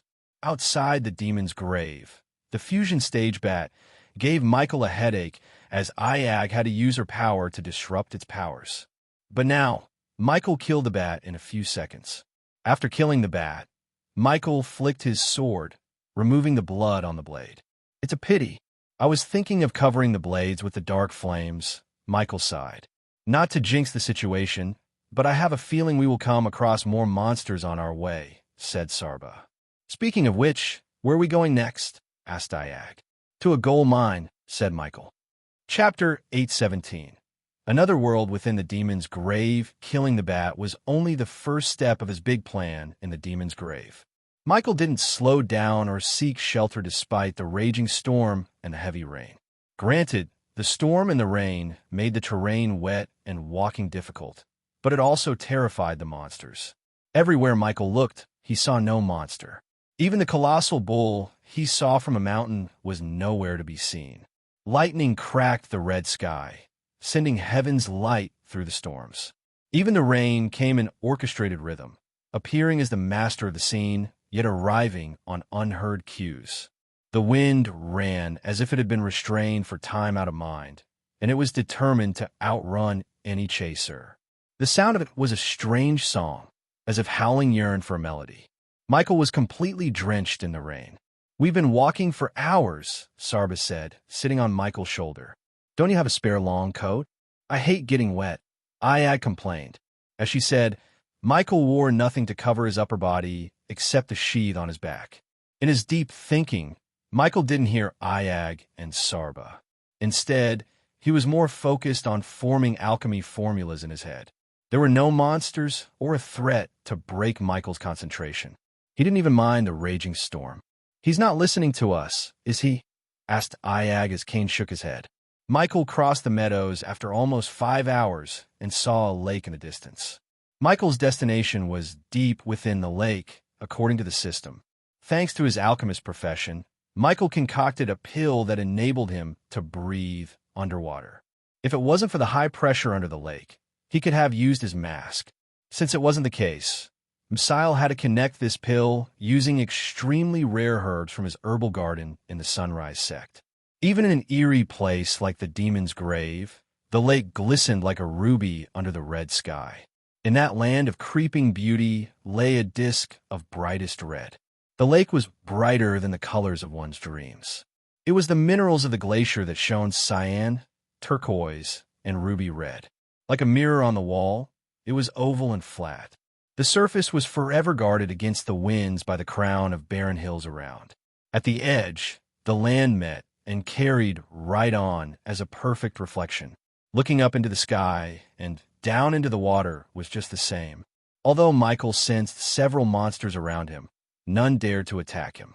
Michael had a feeling the red lightning bolts around the dark swords had something to do with it. As usual, he asked the system about these lightning bolts, but received no answer from it. Whenever the system went silent when he asked a question, it raised Michael's concern. For instance, the system gave no explanation or answers about the mysterious woman he met outside the Demon's Grave. Sometimes, Michael had to figure things out on his own without the system's help. "I hope you like getting wet," said Michael as Ayag rolled her eyes. "I just said I hate getting wet." "You're a jerk, ghost," she bit Michael's ear.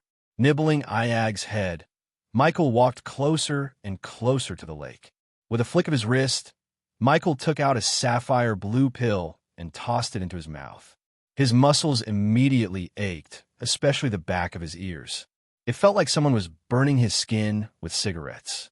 The pain lasted for a few minutes. Then, Vidora saw several gashes appearing behind his ears. Without wasting any time, Michael dived into the lake, swimming deeper and deeper. As his body moved through the clear water, he was surprised to see the golden sand and the sight around him. The first thing that caught his eye was the variety of sea life. Hundreds of fishes in every color of the rainbow, and more swam past him without fearing him. Some big fishes floated lazily, as others disappeared with a flick of a bright fin. For a lake in a demon's grave, it was artistic, to say the least. Luckily, Vidora didn't need any pill or potion to breathe underwater. They swam along with Michael like expert swimmers. As they were following Michael, their attention turned to the expanse of a coral reef that stretched as far as one could see. They blanketed the golden sand like a colorful bed sheet. Surprisingly, everything underwater was full of color and life. The red light coming from the dark swords illuminated the closest section of the reef, highlighting a formation of corals. Each section of coral was beautifully formed, but none was quite like any other. Michael was tempted to harvest some and put them in the lake near the castle. However, Michael was the type of person who would rather see a flower in a plant than in someone's head. "What is that?" Ayag asked her siblings in telepathy, looking at an octopus. The creature peeked its head over through the coral and gawked at them with its big eyes. Soon, the octopus moved through the coral, revealing itself for a moment before shrinking back into a crevasse. A hidden gem amongst corals, one of many.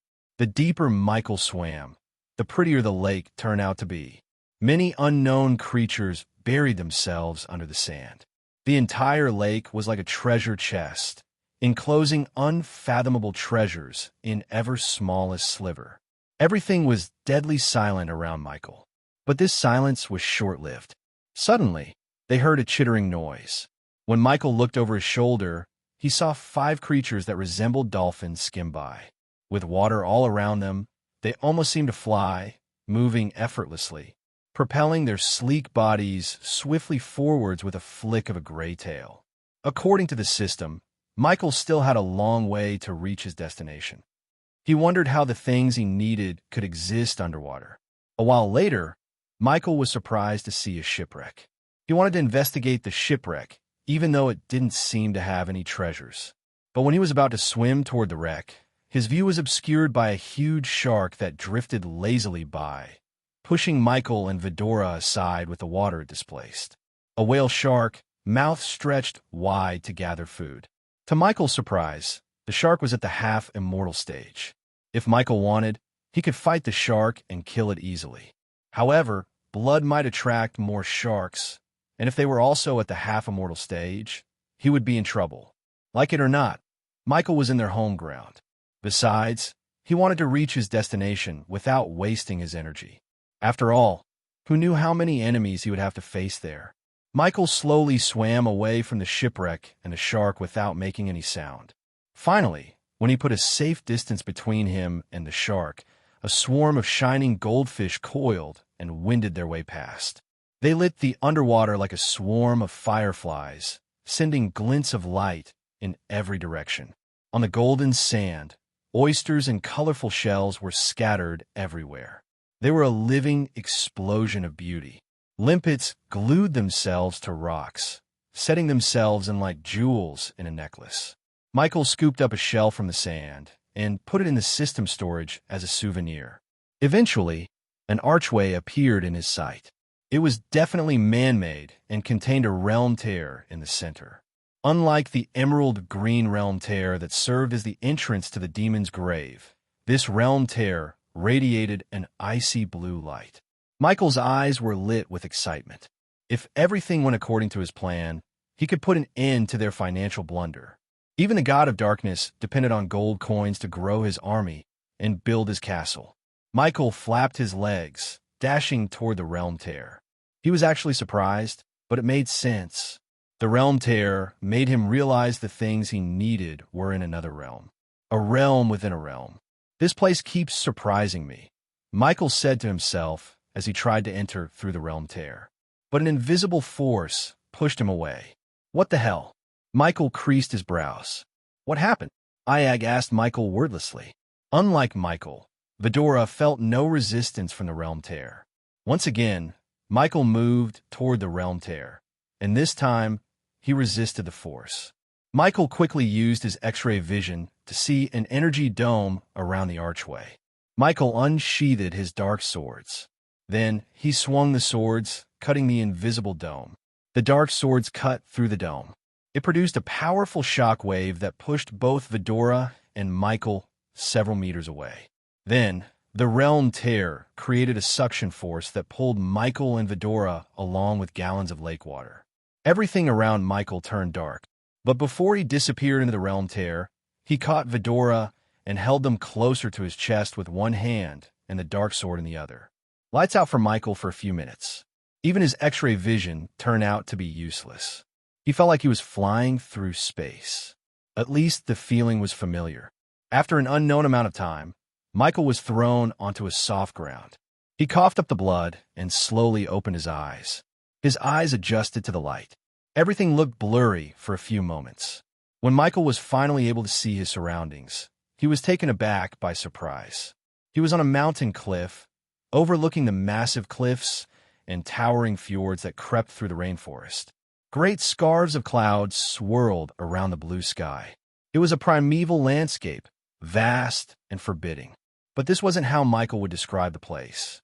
To him, this realm was magical, like a fairy tale land. The trees were alien, and most of the realm looked too cyan. There were waterfalls, rivers, and distant flocks of winged creatures. What is this place? Vidora asked Michael. They shared the same dumbfounded look on Michael's face. That's weird, said Sarba. His gaze was locked on Michael's dark sword in his hand. When Michael looked at the sword, he saw no red lightning bolts. But that wasn't the only change Michael noticed. He couldn't feel any energy in the atmosphere. In other words, his cultivation power had betrayed him. Luckily, Michael could still access the system and use the arch energy crystals to power himself up. Our God has appeared. Suddenly, Michael heard a thunderous voice in the distance. Somehow, Michael didn't think it was just a coincidence. Soon, a flock of winged creatures shot to the sky through the rainforest. They were on their way to Michael. Chapter 8:18. The Wood Elves and the World of Idanes. The world of Idanes was primitive and inhabited by a race called Zorlines. They were later named the Wood Elves by the Dark Lord. Although the world was affected by the time array when the Dark Lord reset the universe, there were still some remnants of the Dark Lord in Idanes. They worshipped him as their only god. Until 2 years ago, the Wood Elves lived peacefully without major wars. However, everything changed one day. The barrier that kept Idanes hidden from the outside world broke as the soldiers of Skyhall invaded their world and slaughtered thousands of Wood Elves. The Wood Elves fought the Skyhall army with primitive bows and arrows, while the Skyhall used high-powered weapons such as cannons, trebuchets, and wyverns. At that moment, Tazkin, a young warrior from the Forest Tribe, was risking his life to steal medicine for the wounded villagers and his teammates back home. He was accompanied by his wife, Philv, and 4 comrades. The Wood Elves called the Skyhall soldiers by the name Demons since they brought death and destruction wherever they went. Like most of the Wood Elves, Tazkin had coppery skin and hazel eyes. His hair was jet black with a hue of copper red. Compared to the Elves and Dark Elves, Wood Elves were slightly taller and had pointier ears. Contrary to those elves, Wood Elves were kind and friendly. They would have formed an alliance with Skyhall and happily offered them valuable resources if Skyhall chose the path of diplomacy.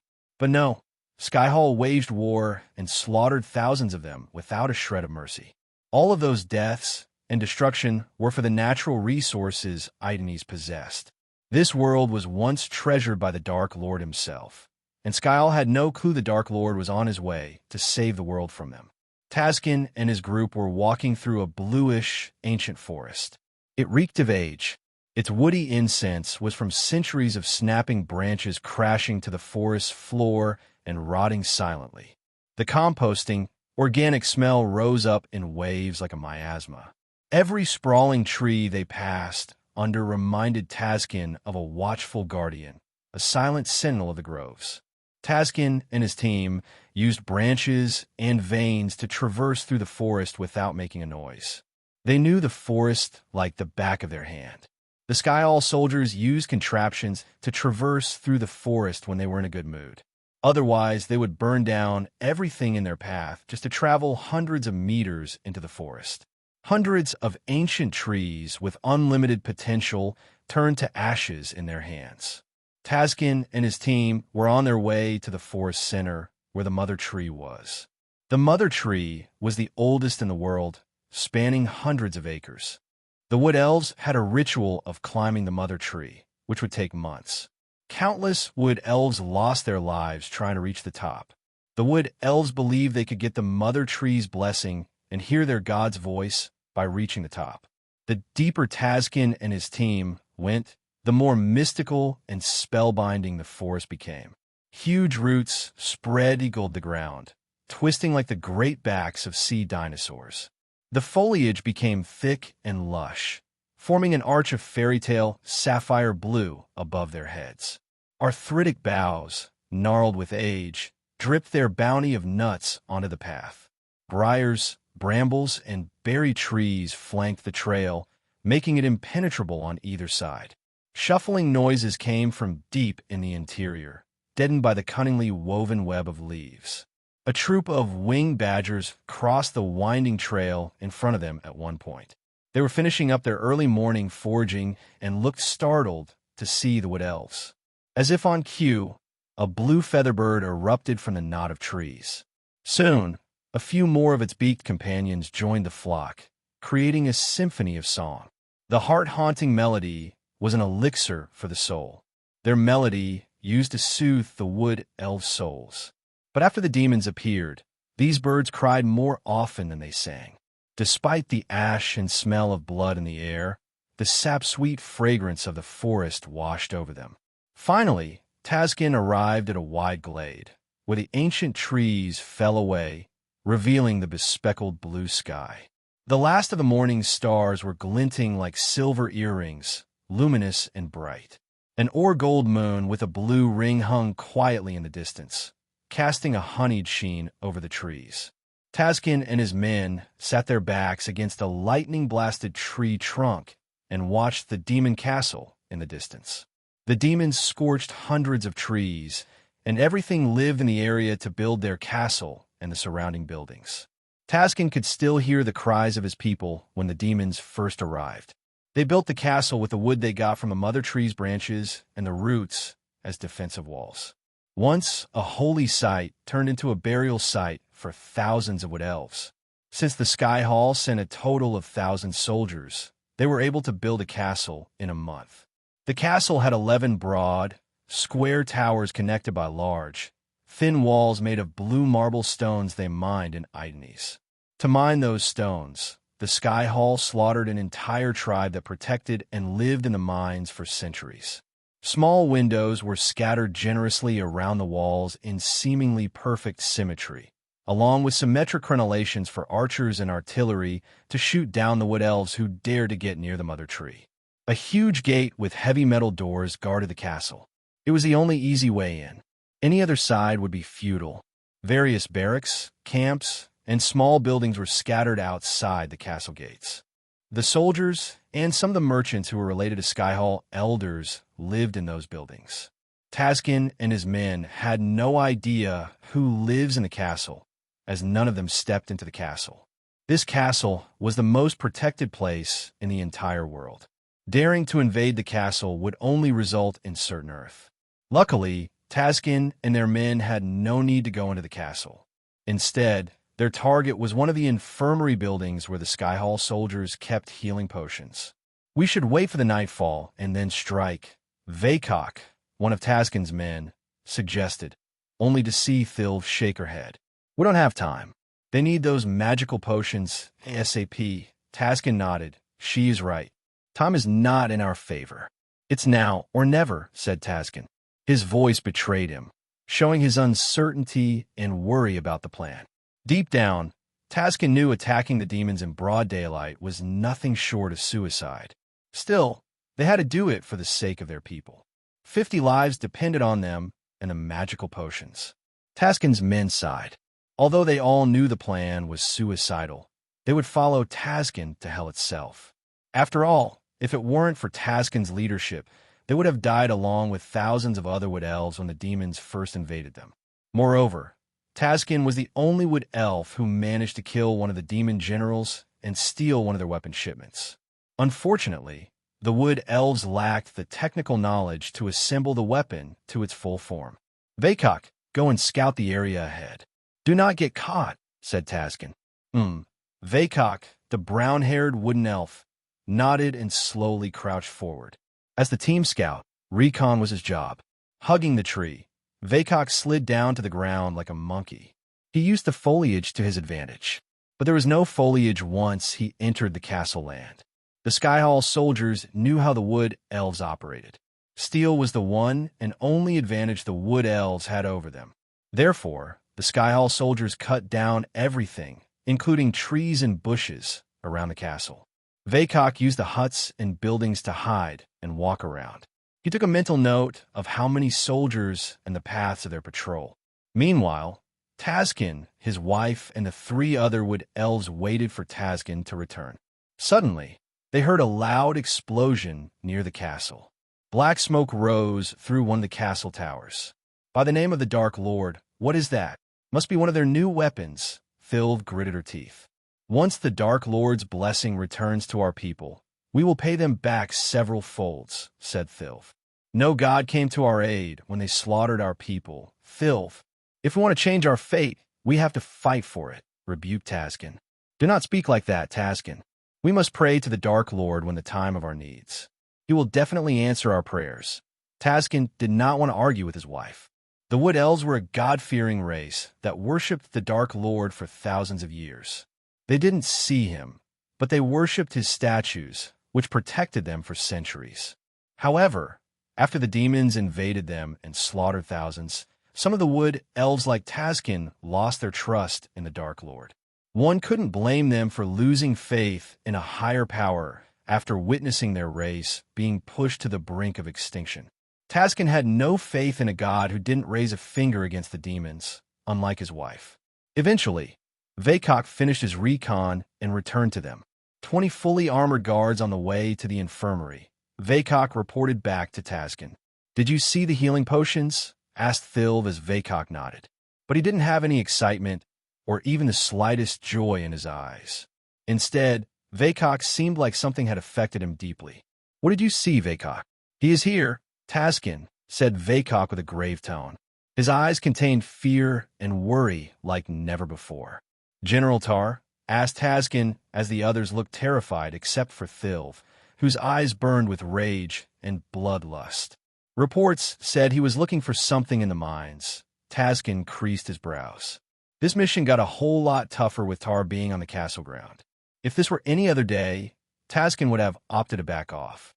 But today, he must retrieve those potions. His brother's life depended on the healing potion. Chapter 819. General Tar was an orc assigned by the Sky Hall to build a castle and pacify the locals in Idenies. Unlike a typical orc, Tar was a war-hungry death merchant who preferred to kill than ask questions. Single-handed, Tar killed thousands of Wood Elves. Taskin and Tar had a bit of history between them. After the Sky Hall invaded the Wood Elves, Taskin fought Tar to rescue his team and actually managed to achieve such an impossible task. Moreover, Taskin gave a scar that Tar still hadn't forgotten. But unlike Tar, Taskin didn't thirst for a rematch. Instead, Taskin only wanted to steal the healing potions and get the hell out of this place. "Follow my lead," said Vaycock. "Vaycock, you know the way." "Take the lead," said Taskin. The Wood Elves climbed down the trees and headed toward the infirmary. They moved as nimble as the wind itself. One could barely hear their footsteps. The armored soldiers' heavy boots, clunking sound masked Taskin and his men's movements. Step by step, the Wood Elves moved closer to the encampments. Soon, Taskin noticed a demon armed to the teeth patrolling between the two camps. Some of the soldiers were sleeping in each camp. This armored soldier turned around and stood between the camps for a few moments. He seemed exhausted after walking back and forth wearing the heavy armor. Outside Idenies, they had arch energy and were powerful enough to lift even boulders. Hence, wearing armor was no headache for them. Besides, they could achieve more protection with a spell instead of this armor. The Sky Hall soldiers sweated bullets inside the metal armor. Taskin slowly took out the bow hanging on his back. He knocked an arrow and aimed for the gap between the soldier's helmet and shoulder. After taking a deep breath, Taskin released the arrow. Grhh, the metal soldier groaned as Thilv grabbed the soldier before he hit the ground. If he fell down, the metal armor would make a sound loud enough to wake the soldiers sleeping inside the camps. While dragging the soldier back, Thilv unsheathed a crude dagger and plunged it near the arrow and ended the soldier's life instantly. She then cautiously placed the body on the ground without making a noise. "Let's go," Vaycock whispered as the group moved around the camps. "Where are the potions?" asked Taskin. Vaycock pointed his finger at a wooden building across several camps and soldiers. Fortunately, Vaycock was able to sneak closer to the building using the tents as his cover. Since the Sky Hall soldiers patrolled the area like clockwork, Taskin and his men were confident enough to sneak past them. But the only complication was General Tar and his wolves. These wolves were specially bred to track down Wood Elves and their tribes. Each wolf was ferocious enough to rip a Wood Elf apart in a few moments. Just thinking about the wolves, Taskin's shoulder ached. He looked at the deep claw mark on his right shoulder for a moment before following Vaycock behind. One by one, Taskin and his men moved past the camps. For some reason, it didn't feel right to Taskin. Not a single soldier spotted them, as things went pretty smoothly. But that was what worried Taskin. Vaycock halted his steps behind a wooden building, taking advantage of the shade provided by the roof. The team stopped for a few moments to catch their breath. "Something's bothering you, my love." Phil turned her gaze at Taskin. The dark lines on his forehead betrayed how worried he was. "Everything's going smooth." "Too smooth, to be exact," said Taskin. His words surprised Vaycock and the others. As far as they were concerned, if anything, Taskin should feel grateful that everything was going in their favor. Instead, Taskin looked worried to the core. Taskin sighed, looking at their confused faces. "Not to jinx things, but when was the last time everything went according to our plan?"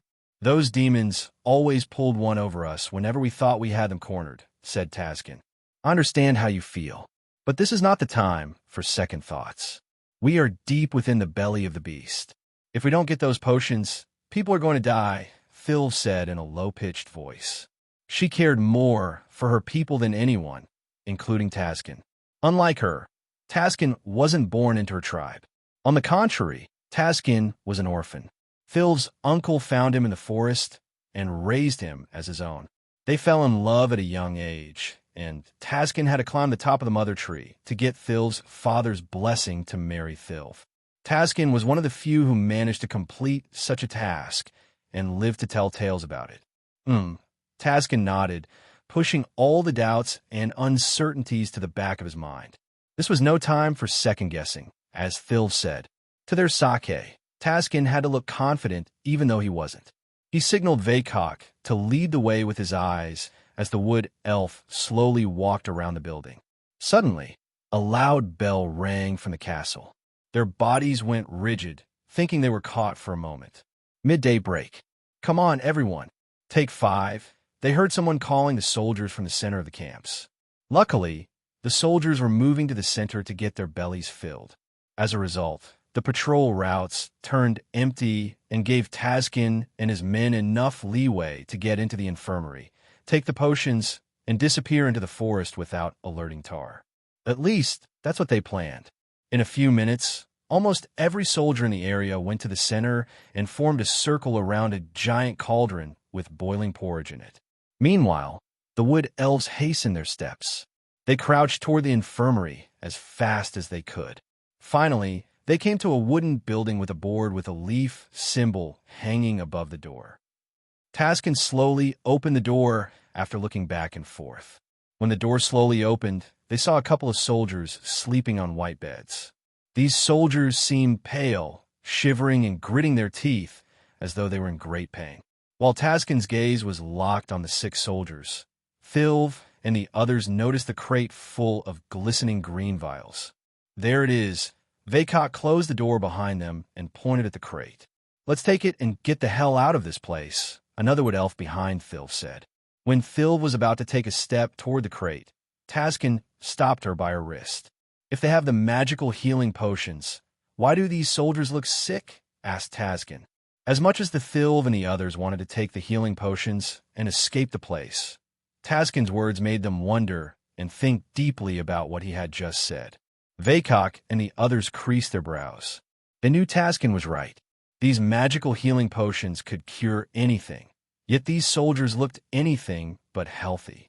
On top of that, the healing potions were right on the table, and the crate contained enough potions for all the soldiers in the room. Yet, for some reason, the demons chose not to give the potions to their comrades. "We can think about it when we get back to the tribe.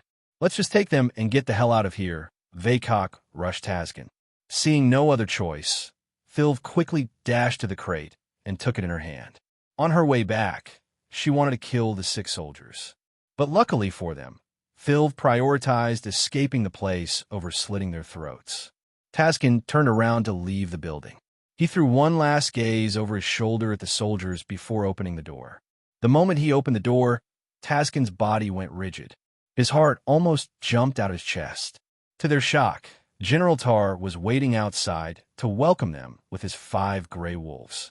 General Tar was a brutish, aggressive, ugly, and malevolent orc, contrasting with the wood elves.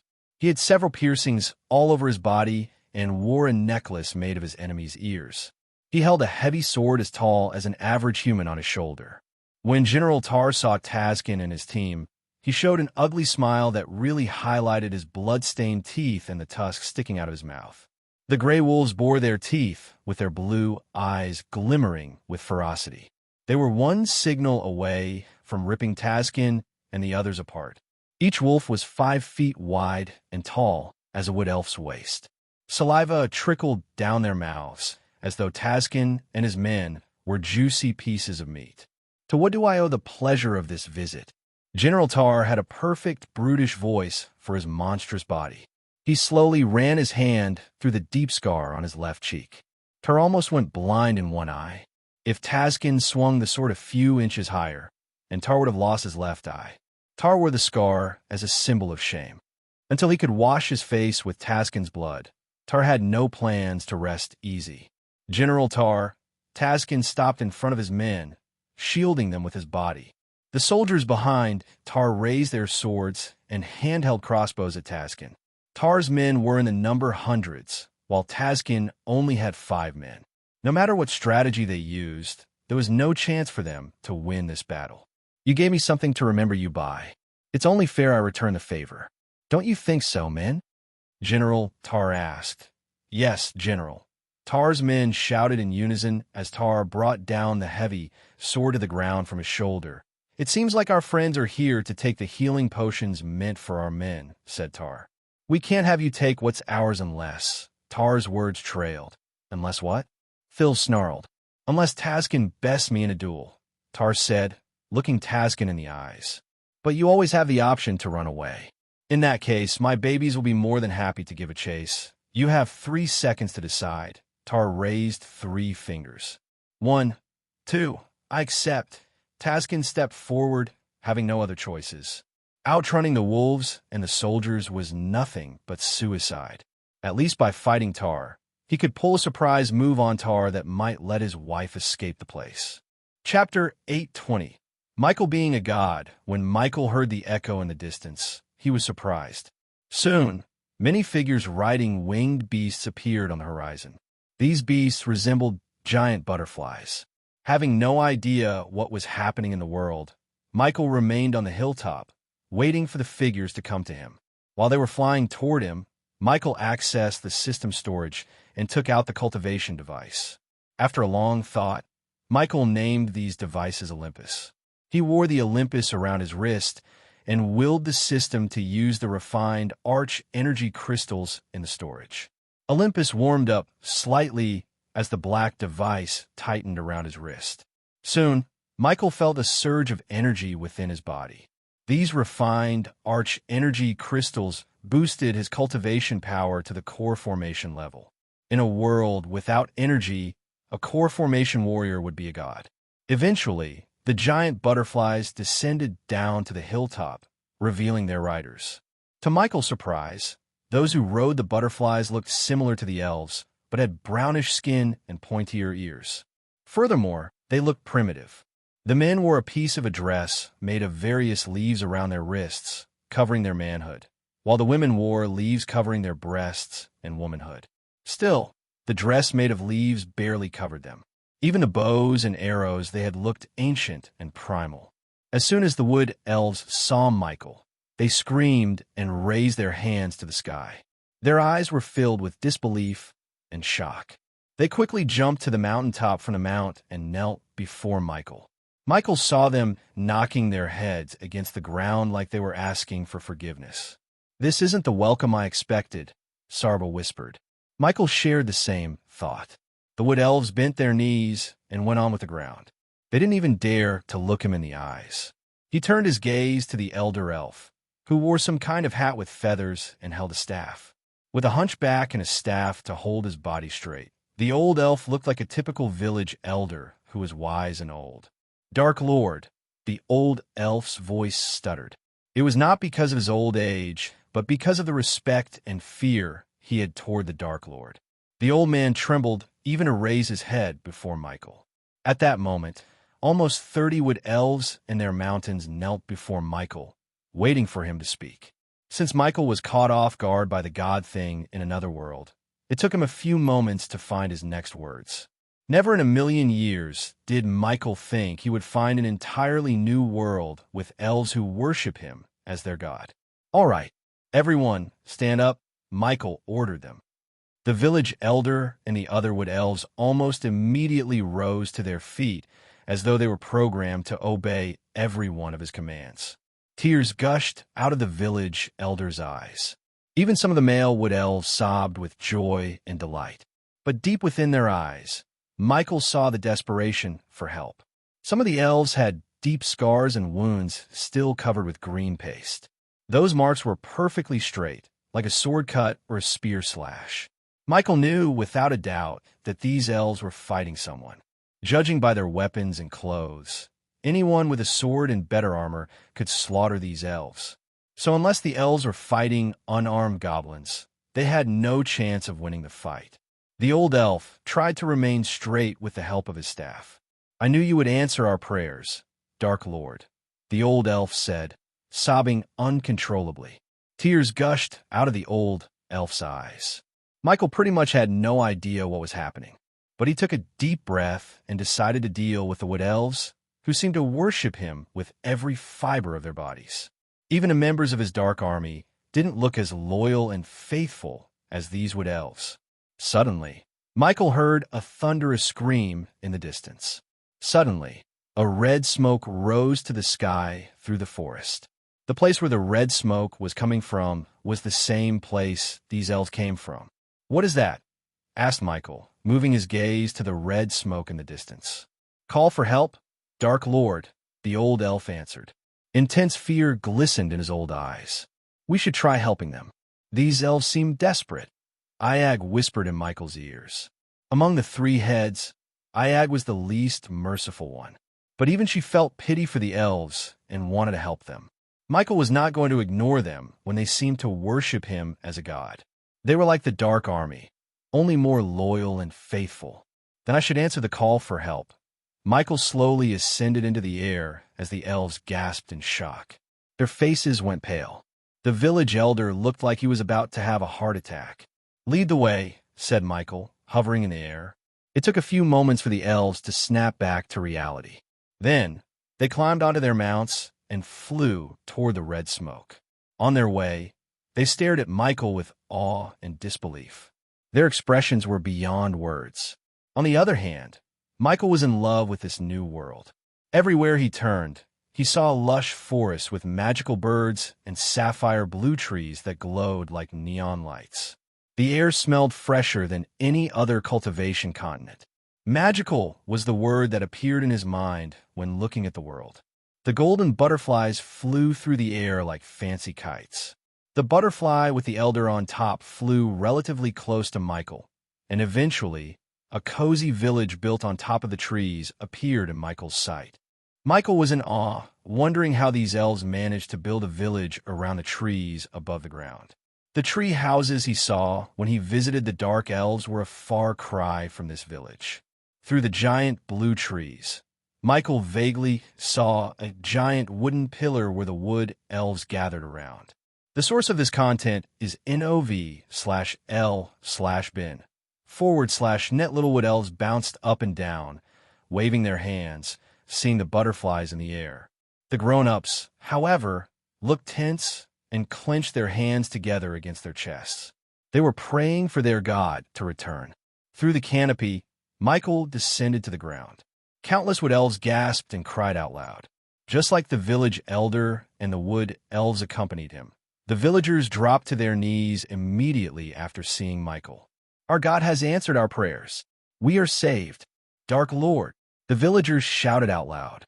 Looking at them, Michael couldn't help wondering how they quickly identified him as their god. But he soon got his answer when Sarba asked him to turn around. "You should see this," Michael heard Sarba's startled voice. As he slowly turned around, he saw a wooden carving of a man in the tall wood pillar. Although the features were not precise, he resembled Michael. The two swords on his back and the hydra on his shoulder were dead giveaway. He turned his back on the wood elves and stared at the wood carving for a few minutes. The wood elves didn't dare to utter a word. As a result, silence returned to the place. Strangely, the carving's eyes were radiating a dim light. When he looked closer into the eyes, Michael noticed a rune in each eye. It was so tiny that an average human or a wood elf wouldn't notice. Finally, Michael turned around to greet the wood elves and hear why they called for help. Michael's gaze swept across the wood elves and landed on the village elder. The village elder raised his head to look Michael in the eyes. "Stand up," said Michael. "What's your name?" Michael asked the elder. "Karat, Dark Lord." The village elder answered with the utmost respect and reverence toward Michael. Michael nodded, flicking his wrist as the throne made of skulls and bones materialized behind Michael. He sat down and put one leg atop the other. The wood elves were once again startled by a simple act such as this. To the wood elves who grew up without arch energy or cultivation, everything Michael did was nothing short of a miracle. "Now tell me why you called for help," Michael asked Karat. "The demons, Dark Lord. We are failing in the fight against the demons." "Demons?" Michael and Vidora were stunned by Karat's answer. They immediately thought of Azazel and his race. But Michael was skeptical about the demon thing. He never thought the wood elves named the Sky Hall soldiers the demons. To be honest, the wood elves didn't even know there was a separate race called demons that existed in the universe. "Are these demons here to punish us because of something we did or didn't do, Dark Lord? Are you punishing your children?" Michael almost coughed up blood after hearing the elder address themselves as the children. But he had to keep a straight face and go along with this. After all, God did come up with some quirks like this. Besides, it didn't seem like a good idea for them to tell the wood elves the truth about the universe. Instead, Michael planned to be their beloved god. This way, Michael would have an entire population working for him, collecting everything he needs and being loyal to him in exchange for protection. "How long have you been fighting these demons?" Surprisingly, Cain questioned the elder for some reason. "Since 2 years ago, Lord Cain," the elder surprised Michael by addressing Cain using his realm name. Moreover, he came to this world 2 years ago. It seemed like the demon attack and his appearance had some kind of connection. "How do they know our name?" Iag whispered into Michael's ears. "And demons? Are they really fighting the demons?" asked Sarba. Suddenly, Michael sensed someone rushing toward them in his environment scanning. When he looked over the crowd of wood elves, he saw a wood elven woman land on the wood platform using a rope lift mechanism. "We have to save Tazkin," the woman said before collapsing down. Chapter 8:21. God to the Rescue, Thilv. Michael heard a wood elf cry out loud. Still, the wood elf, and who seemed to be his wife, didn't dare to move without Michael's permission. It was obvious the wood elf, who just fainted due to probably blood loss, was their loved one. But instead of rushing to her aid, the couple looked at Michael with eyes pleading for mercy. "Karat, bring her to me," Michael ordered the village elder. The wood elf old man immediately signaled Thilv's parents as they carried Thilv to Michael. The man who carried the woman had a muscular body with several scars, while his wife looked gentle and kind. They both sobbed, seeing the sorry state of their daughter. Thilv had several deep claw marks on her back and a deep stab wound on the side of her chest. Blood spurted out of her wounds, resulting in her body looking pale. Karat and the wood elves placed Thilv on Michael's feet and knelt before him. "Dark Lord, please save our daughter," they cried out loud. Michael stood up from his throne and took a few steps toward the wounded wood elf. He sat beside her before taking out a sparkling healing potion. Under the wood elves' shocked gazes, he gently opened Thilv's mouth and poured the healing potion into her mouth. The wood elves were no strangers to the healing potions. They saw the Sky Hall soldiers use these potions on a battlefield to heal themselves completely. It was one of the many reasons why the wood elves got decimated mercilessly by the demons. The wounds on Thilv's body magically disappeared under their gazes. Her hands twitched slightly as she slowly regained consciousness. Any other normal healing potions would have failed to save her because of the blood loss. But Michael gave her one from his personal stash, which could supplement her blood loss and heal her completely. Suddenly, Thilv rose up from the floor, gasping for air. It took her vision a few seconds to adjust to the new sight. When everything cleared up, she saw a strange face looking at her. She immediately tried to crawl back and reach for her dagger in utter shock, but Karat and her parents grabbed her by her hands. Phil, thank the Dark Lord. The source of this content is nov/l/bin/net my precious. Phil's mother and father embraced her tightly as the entire tribe looked stunned by Michael's mercy. Michael returned to his throne, letting the family have some warm moments, although he doubted this would last, judging by the wounds on her body. Phil hugged her parents tight as she sobbed uncontrollably. A few minutes later, Karat and her parents dropped a nuke on her head. Phil's face paled when her gaze fell on Michael. The god she had prayed for since she was a little kid was sitting before her. Not a single day passed without Thulv praying to the Dark Lord. It was her true wish that the Dark Lord would appear in front of her one day. But she didn't know it would actually happen. The Dark Lord looked more imposing and radiant than the wood carving. Her heart almost jumped out of her chest when he smiled at her. As much as Thulv wanted to grab his feet and cry out loud, she didn't have time to do so. Taskin was fighting Tar as they spoke. He and her comrades risked their life so she could escape. Realization hit her as the Dark Lord may be the only person who could save her husband. Hence, she dashed at the Dark Lord and dropped to her knees before Michael. She looked up with her hands clenched against her chest. Please save my husband, Dark Lord. Michael guessed she might put a request like that after he saw the wounds. Luckily for the Wood Elves, Michael decided to help them. Plus, he was curious to see these demons they talked about. These people had been worshipping him, so the least he could do was help them get some peace. Besides, he felt like it was his duty to protect these people. Perhaps it was their loyalty or the fact they worshipped him, but he wanted to help them. Michael unsheathed a dark sword as the Wood Elves took a step back. They trembled at the sight of Michael's black sword. He dropped it to the ground and rose from his throne. Phil still remained at his feet, begging for his help. He stepped on the sword and turned his gaze down on her. Step onto the sword and hold my hand tight. At first, Phil was confused, but eventually did as she was told. After all, she had no time to waste, and her god had ordered her to climb on the sword. Dark Lord, please allow us to accompany you, said Karat, only to see Michael shake his head. No need. I will be back soon. As he said, the black sword slowly ascended into the air, carrying Michael and Phil. But before Michael could shoot into the air, Vidora made a request to Michael. Would like to stay with the villagers. Although Michael was surprised, he didn't see any harm in leaving Vidora with the Wood Elves. Michael nodded as Vidora jumped back to his throne. After leaving Vidora on the throne, Michael flew straight through the canopy to the sky. Phil let out a squeal as she grabbed Michael's hands tight. When he rose to the air, Michael saw a colossal tree in the distance. Even the giant bull he saw in the demon's grave would look small in front of this tree.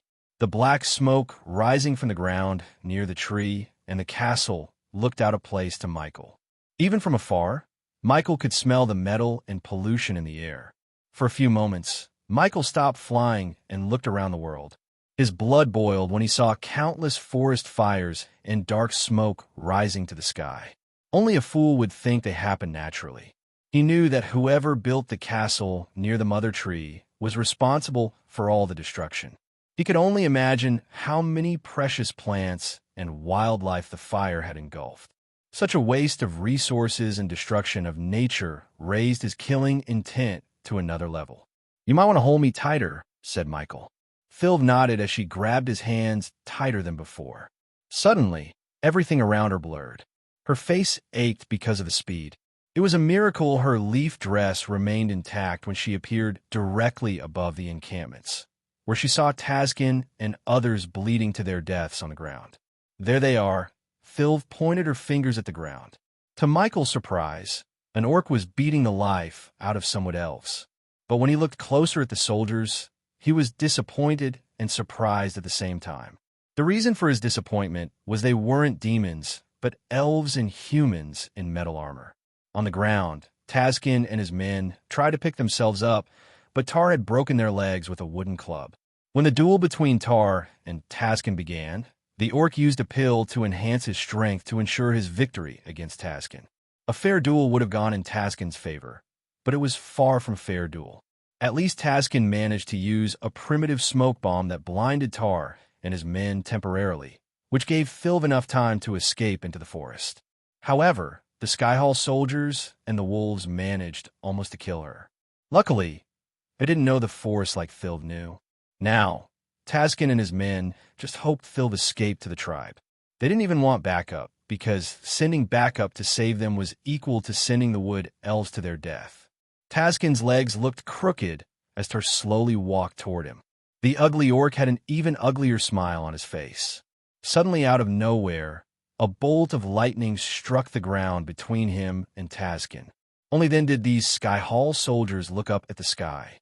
When they realized what just had happened, Michael landed on the ground, creating a shock wave that sent the orc flying away.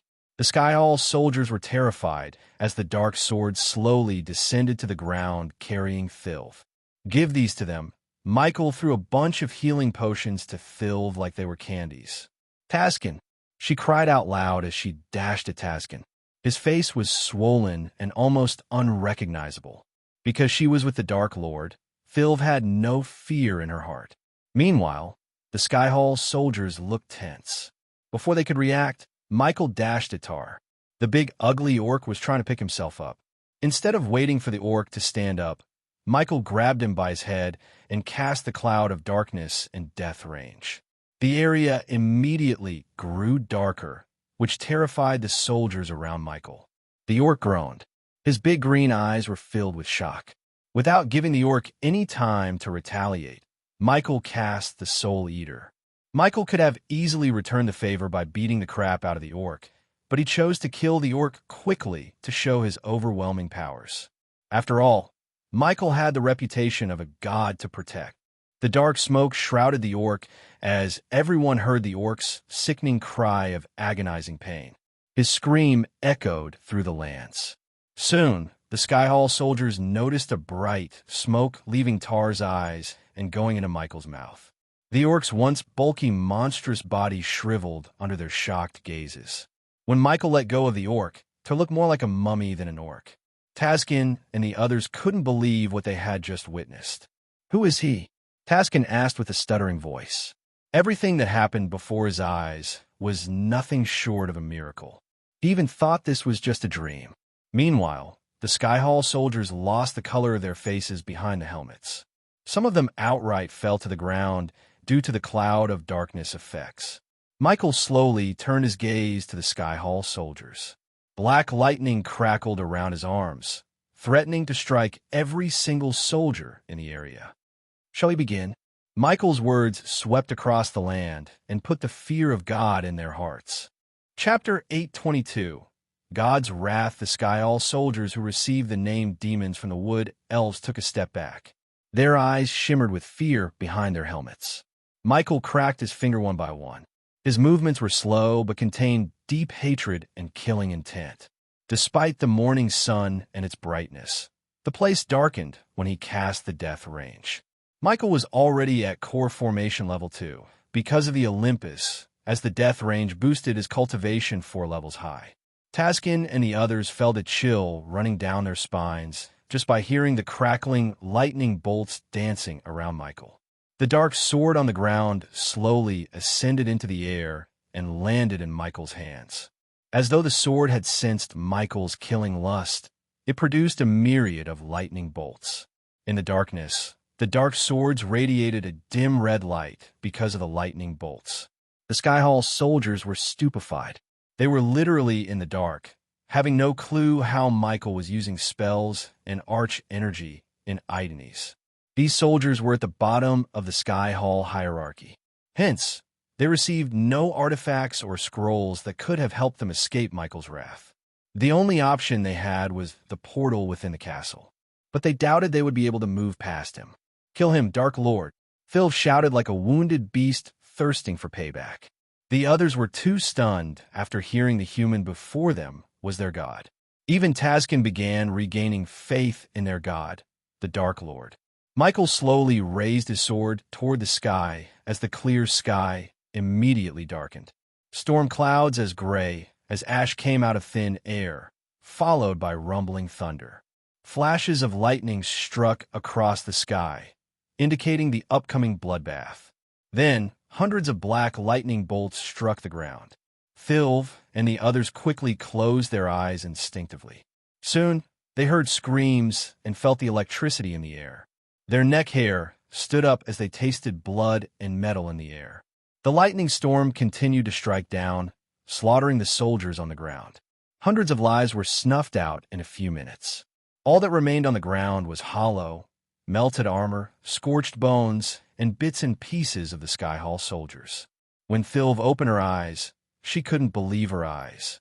It took her brain a few moments to process everything that happened.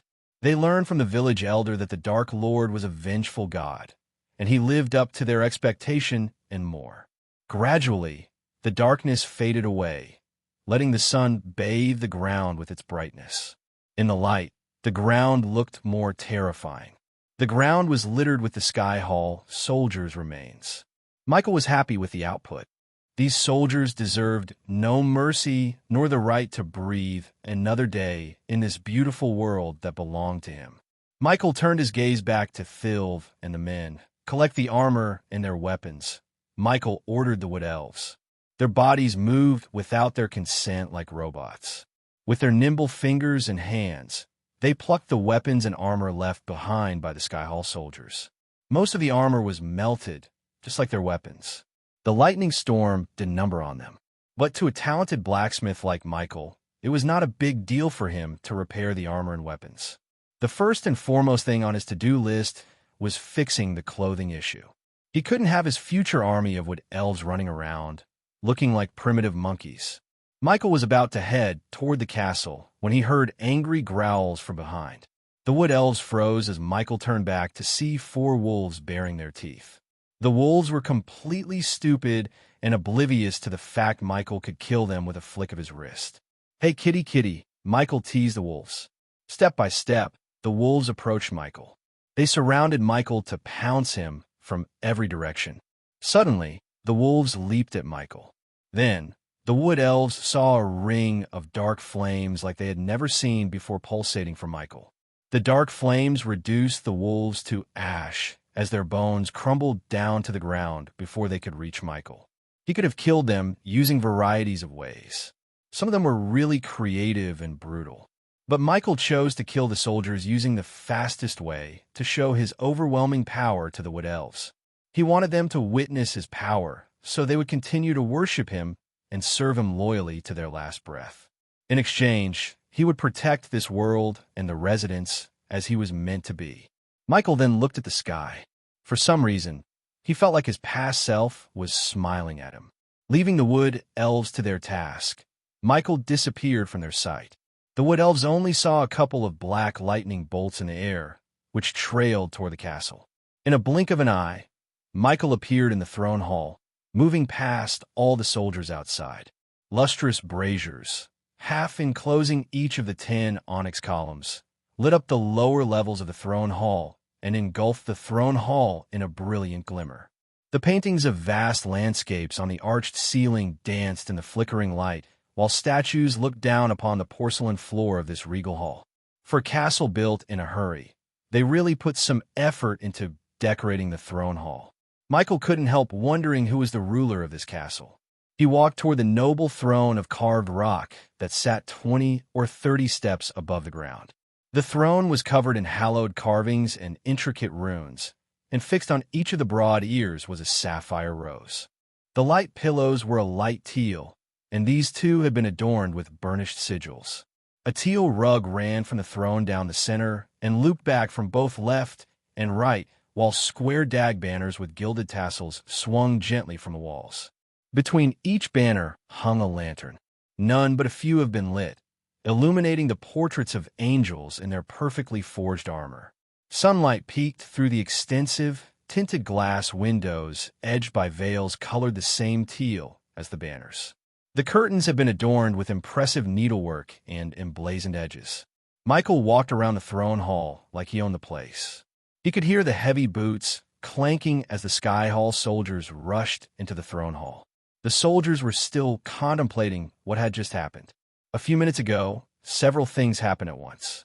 First, they were patrolling the castle grounds as usual. Then they saw the sky darken, followed by a violent lightning storm, something they had never seen before in this world. The lightning storm lasted for a few moments before completely vanishing into thin air. They wanted to check the place, but before they could do it, they saw a strong breeze of wind moving past him. Then, they saw a bolt of lightning heading into the throne hall. To their shock, they saw a human roaming around the throne hall when they entered. They never saw him enter the castle. Still, he was there. The only explanation of how he entered the throne hall was by using a spell that defied the rule of this world. Something was wrong, very wrong. The soldiers could feel it. Since these soldiers were stationed away from the Sky Hall for so long, they didn't recognize Michael as the Dark Lord. The soldiers surrounded Michael with their swords and spears pointed at him. Michael stopped at the bottom of the stairs to the throne and turned back. His eyes searched among the armored soldiers for their leader. He expected someone from a higher rank to appear before him soon. As he expected, a tall man wearing full metal armor walked through the soldiers. He was armed to the teeth. The man slowly removed his helmet, revealing his elven features and striking golden hair. "Who are you?" The elf spoke with a gritty tone that showed no warmth whatsoever. Not that Michael expected the elf to be warm when he was trespassing. If it wasn't for the question of how he entered the castle without their knowledge, Michael was sure the elf would have ordered his men to take him down by now. For a moment, Michael did not give the elf any answer. He kind of kept the elves and the other soldiers in the dark. Then, Michael cracked his neck and knuckles. "You are a human. Aren't you a long way from home?" asked the elf. "So there are humans in this world?" Michael asked the elf slowly. His words confused the elf a bit. What did he mean by in this world? The elf questioned himself. As someone who spent more time in Aidenese than Michael, the elf knew the humans lived far away in small groups. Unlike the cultivation continents, humans were a minority here. They rarely traveled outside their tribes. Yet the elf noticed a human roaming around the castle as he owned the place. Furthermore, the elf was still struggling to grasp how he entered the castle and whether he used arch energy or not. "You are trespassing. It's a crime punishable by death," the elf threatened Michael. "I could say the same to you," said Michael as the elf frowned. "You trespassed my world. So can you blame me for thinking about killing you all?" Somehow, the human's words did not feel like an empty threat. "Your world." The elf creased his sword-like brows. "Someone hasn't done his research. Anyhow, tell the ruler of this place to meet me here, and I will make your deaths as painless as possible." Michael shrugged. Pity he wouldn't get any experience points for killing them, but he at least received badass points. At that moment, he had other concerns, like finding the one who rules this castle. The Orktar served someone, and Michael wanted to know who. In the elf's eyes, the human didn't seem like the person who could be reasoned with or the one who would stand down. He knew a battle was inevitable. As he was about to issue an order to take him down, a majestic voice echoed through the hall. "Stand down." Chapter 823. Deal with the Sky Hall. Michael heard the voice from behind. He slowly turned around to see a hunchback old woman with pure white hair appear near the throne. Her hair was tied into a bun, and she wore pearl robes adorned with intricate symbols that shined in the light. The old woman climbed down the stairs without a concern in the world. When the elf and the others noticed the old woman, they immediately bowed. The old woman didn't make any gesture to acknowledge the soldiers. Instead, her gaze was locked on Michael. The soldiers knelt down as their heavy metal clanked against the marble floor. "Ghost," the old woman addressed Michael by his name. "So you're the ruler of this castle?" Michael asked the old woman. "Everyone leave." The old woman raised her voice. Her voice sounded like a bell in a silent area. As soon as the soldiers heard the old woman's order, they stood up, turned around, and left the throne hall without a word, leaving Michael and the old woman behind. "I am a representative," said the old woman. "Then tell your boss to stay out of this world. It belongs to me." Michael looked down to match the old woman's eyes. Although he could kill the old woman with a single look, he refrained himself from doing so. "You may have power in this world, but we both know you won't stay here forever. You will return to the dark ocean and eventually step put off the southern continent, leaving Mugashuka's protection. It is wise for you not to cross my higher-ups if you want to survive," the old woman said. She was nonchalant despite knowing ghosts could end her life in a heartbeat. Michael was slightly surprised. The old woman seemed to know more about him. Obviously, she was someone with knowledge about him. "Careful with the tone, Grandma. I can still kill you with a snap of my fingers," said Michael. The old woman just let out a gentle smile. "You can, but you won't. Unless you want the Sky Hall to be at your doorsteps. You will refrain from harming any more of my soldiers," said the old woman. Typical Sky Hall. Don't think I don't know your little act of harvesting netherils and demon skeletons. Also, if the Sky Hall had really wanted me gone, the war would have started already. But here we are. So what does that tell you? Your boss doesn't want me dead for some reason. Michael was just making a guess here. He didn't know he was spot on. As he said, Andor, the god of time and space and the man who controlled the Sky Hall behind the scene, did not want Michael dead. Instead, he was manipulating the events to put Noah and Michael against each other. For him to escape the immortal realm, he needed a god dead. Since the past Dark Lord beat him to near death, Andor hoped the dead god would be Michael at the end of their battle. If you don't cut off your infected arm, you will die. Just like you are an infection to all worlds. Some people are the infected arm. The Sky Hall must do what's necessary to keep the body alive. Nice way to justify genocides and to slaughter innocent people. None who helps you is innocent. The old woman saw lightning bolts appear around his wrist. They crackled, hissing like coiling snakes to shoot her down. Only one thing stopped Michael from ending the old woman's life: his instincts and the system's warning in his head. For some reason, the system went crazy when an urge to kill the old woman appeared in his heart. Michael took a deep breath as the crackling lightning bolts disappeared. "By the looks of it, we both have to do what we don't like," said the old woman. "And what that might be coexists in this world. You can kill anyone, but eventually you will leave this world. Are you willing to gamble on the wood elves' lives that we want bring the wrath of Sky Hall after you're gone?" As much as he hated to admit it, the old woman was right. He wouldn't be able to protect the wood elves forever by staying with them. Judging by the old woman's look in her eyes, he could tell she had some kind of deal to strike with him. "Why do I feel like you're about to propose a deal?" asked Michael as the old woman chuckled. "Indeed I am. It is a simple one, actually. There's a land that the locals call the Ash Field, far south of here. You agree to give that land to us, and we will stop our war against the locals. What's important about that place?" asked Michael, only to see the old woman shake her head. "You don't have to know. Do not forget we are not allies. On the contrary, we are enemies preparing to face each other in the future. Unlike you, we aren't the gods here. You are. So you have to protect your flock." Michael knew the old woman would have already guessed he would spy on them if he agreed to the deal. But still, the old woman wanted to strike this deal, which made Michael more curious about this ash field. "What's about this place that made the Sky Hall negotiate with me, the Dark Lord?" Michael questioned himself. Deep down, Michael knew agreeing to this deal was the right thing to do. He could use the time to learn more about this world, especially the Ash Field, and make the Wood Elves and all who worship him stronger. Once he was done with the Wood Elves, they would chase away any invader who stepped into this magical land without his help. To do that, he needed time. Unfortunately, making this deal was the only way he would get more of it. "Do we have a deal?" asked the old woman. "As you said, we both have to do things we don't like." But Michael raised a finger. "If any of your soldiers ever stepped a foot outside this ash field, you won't deal with Ghost. You will deal with the Dark Lord." The place darkened as Michael said. For the first time, a sliver of fear emerged in the old woman's eyes. "And when I visit this place tomorrow, I don't want to see any more of your soldiers." As he finished his sentence, Mitchie turned around and walked away from the old woman. There was nothing for him to learn more from the old woman. After Michael left the castle, he noticed the Sky Hall soldiers standing in a line, blocking his path. But soon, the elf captain signaled the soldiers to clear the path for him. When Michael noticed the elf, his eyes burned with rage and killing lust. If Michael was a betting man, he would say the elf had learned what had happened to his precious men.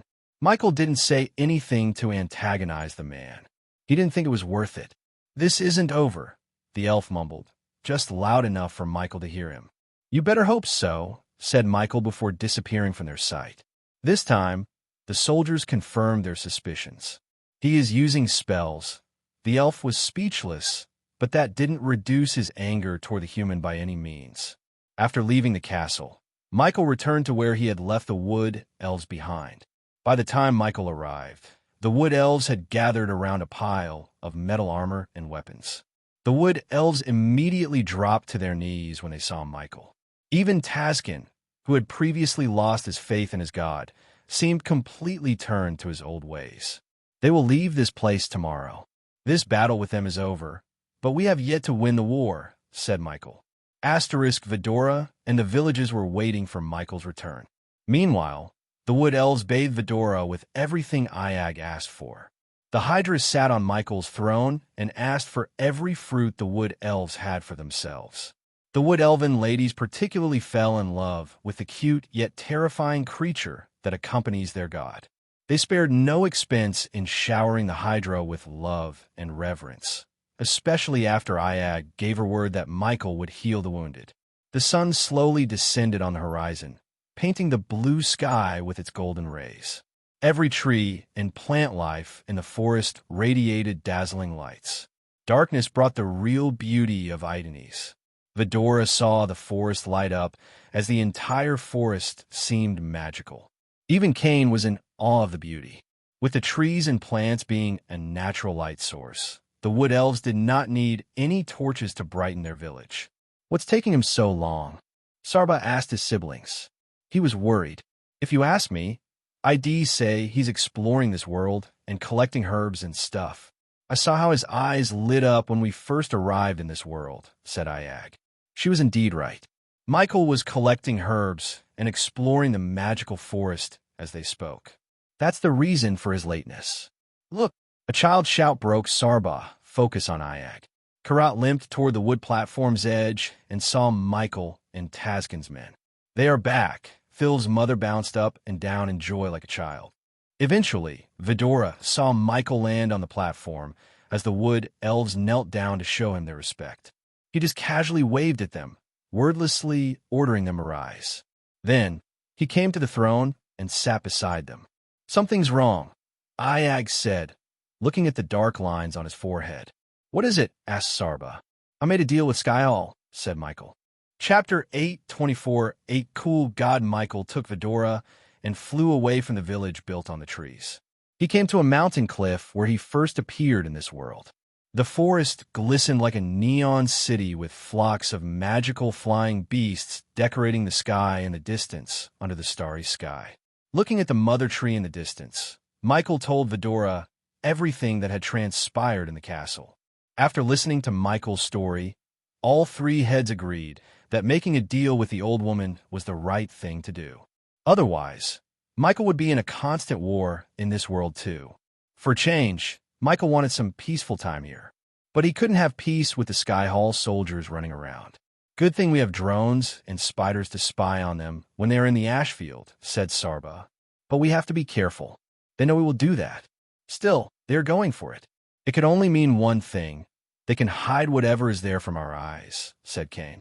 Time flew past as Michael discussed every aspect of their plan with Vidora. He had to say that it was a wonderful conversation. A while later, Michael tried to contact Gaia, but he couldn't connect to her. The system asked way too many badass points, which Michael outright rejected. Wherever Gaia was, he trusted her to handle herself well. Gradually, Michael felt the exhaustion getting to him as he fell down to take a long nap. He only remembered closing his eyes. By the time he opened them, he saw the sun rising on the horizon. This morning he woke up the same as every day, stretching his muscles. Despite being in a different world, he got up, freshened up, and waltzed into the forest to take a calm morning walk. There was a gentle breeze, creating the single sound of rustling leaves. The leaves appeared as though they were dying to fall out of the tree and join their companions on the forest floor. Together with pine needles and other colorful flora, the leaves formed a thick, springy carpet for him to walk upon. A lazy mist hazed his vision, making the forest and the horizon seem like one from a storybook. The forest around him was imperturbable, as if it was keeping a secret hidden deep within itself. Walking underneath the shade of the trees, he found himself appreciating the scent of these new alien trees. Encompassed by the thick, heavy air, he watched as a single bird that looked like a sparrow fluttered high above the cyan forest. A few feet next to him was an eager red-furred monkey hastily scampered from tree to tree, awaiting the chill of winter. The forest, he realized, was home to many magical creatures he had never seen in his life before. In giving protection and food, the forest was gladly rewarded with the company of these animals. The forest was pure and clean, as though it had never been disturbed by man and his vicious life-killing machines. Luckily, the alchemy book he bought from the system included the wildlife in this world. Otherwise, Michael would have failed to tell the difference between a poisonous plant to a medicinal herb. Some of the glowing mushrooms seemed toxic as hell. Michael collected all of them one by one for future experiments. After mastering all the formulas that exist in the world, he was researching new potions and pills. He had collected hundreds of herbs on his way to the village. When he arrived at the outskirts, Michael simply leaped into the air and landed right beside his throne. The villagers knelt down when they saw him. "You do not have to kneel down every time you see me," said Michael. Their kneeling became quite tiring so quickly. "Isn't this our duty, Dark Lord?" Karat asked Michael as he shook his head. "There is nothing more dangerous than having blind faith in someone, Karat. You are not mindless creatures. Keep your faith and loyalty toward me in your heart. That's enough for me. I do not expect you all to kneel down every time you see me," said Michael. One of the many reasons Qin and the Sky Hall were so hell-bent on killing him was how Qin witnessed a future where people had no free will. Contrary to what she saw, Michael wanted everyone in the world to be free. If the Sky Hall and the Guardian Guild hadn't tried to kill him and imprison him, Michael's aim would have been just getting stronger and living his life to the fullest. In a way, they pushed him to be the Dark Lord. So every step of the way, Michael had been cautioned that he wouldn't turn into something Qin said he would. Besides, if he had accepted the wood elves behaving like robots, their individual traits and talents might not come to light. Exploring their talents was just as important as exploring this world to Michael. The wood elves reluctantly nodded and raised to their feet. Then, Michael lazily sat on his throne with his gaze fixed on Karat. "How's the wounded doing?" Michael asked the elder elf. "They're alive, thanks to you, Dark Lord," said Karat. "So, what's your day-to-day life like? What did you people do all day before they invaded your land?" Michael was curious to learn about their day-to-day life. They had no fancy cities, arch energy, and evil cultivators to disturb their daily life. So Michael wondered how they passed their time. Oh, the old elf's eyes lit up. "We wake up, tend to the forest, teach the children our ways, collect fruits and vegetables from the forest, and send gifts to the nearby tribes. But most of our time is spent before your statue, praying and talking to you about our lives. You can talk to me now." Taskin. Michael turned his gaze toward Taskin. He had a feeling this particular wood elf has something in his mind. Although Michael had a pretty good idea about it, he wanted to hear from Taskin himself. The moment Michael gestured at Taskin to step forward, Karat's heart started to pound against his chest. Taskin was one of the few elves who lost their faith in the Dark Lord after the demons invaded their world. "Speak your mind, Taskin. I am a cooler god than you think," Michael reassured the wood elf with a gentle smile. Taskin looked a bit reluctant at first, but seeing everyone's gazes were fixed on him, he sighed and decided to ask the one question that kept him awake many nights. "When the demons invaded us and slaughtered thousands of our people, we prayed to you non-stop. But what do we do not to deserve your kindness and mercy then, Dark Lord? Are you questioning our God, Taskin?" Karat's face twitched when he saw Taskin question Michael. But Michael shut him up with a wave of his hand. The wood elves who heard Taskin felt chill running down their spine. The Dark Lord, they learned from the notes, was not a cooler god, as he said. In stark contrast, he was a vengeful one. Thilv trembled, but Michael calmed their nerves with a smile. "Do you see these scars, Taskin?" Michael asked Taskin, pointing at countless scars riddling his body. Taskin nodded. "I wasn't born with these scars, Taskin. Each of them has a story to it. You are very wrong if you think gods have no enemies," Karat's jaw dropped a bit when he heard the Dark Lord. There are many worlds out there, each more powerful and dangerous than yours. I am at war with the demons you fought here, but what you've seen is not even a fraction of their power or what they could do. The wood elves behind Taskin gasped. Let me simplify this. Out there, each of them could use what you call magic. Some of them are as powerful as I am at this point. When you were fighting your war, I was fighting my own. But if I have to fight 2 wars at the same time for my people, I will gladly do it. Michael's words brought tears to many eyes. The wood elves sobbed, feeling the radiance from his words. First, I have to prepare you for the future before us. Like it or not, this is just a temporary peace, and we will fight them in the future, and we will fight for you. Dark Lord. Phil stepped forward and gave Michael her word. You have to. Not because I ask you to, but because if they win, the world we know will disappear forever, Michael warned them.